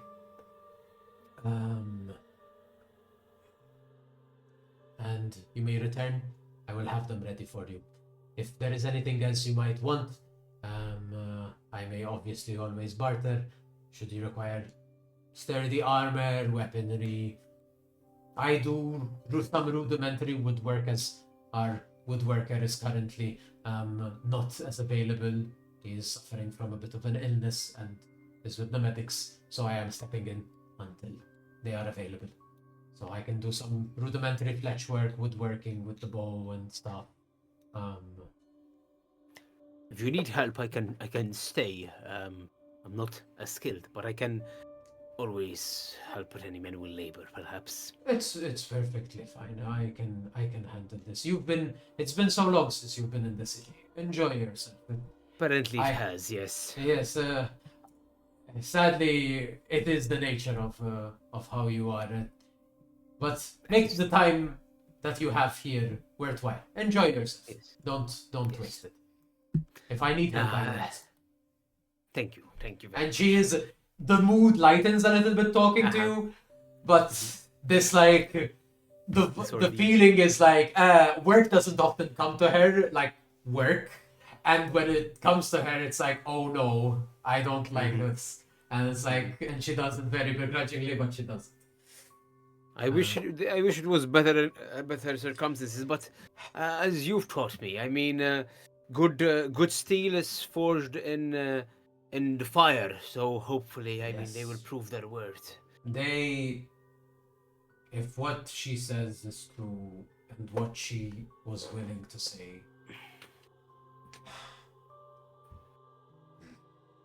I wouldn't have given that glaive to you if I wasn't putting my utmost trust in you. I understand. I understand. It is not you. It is not an issue with you.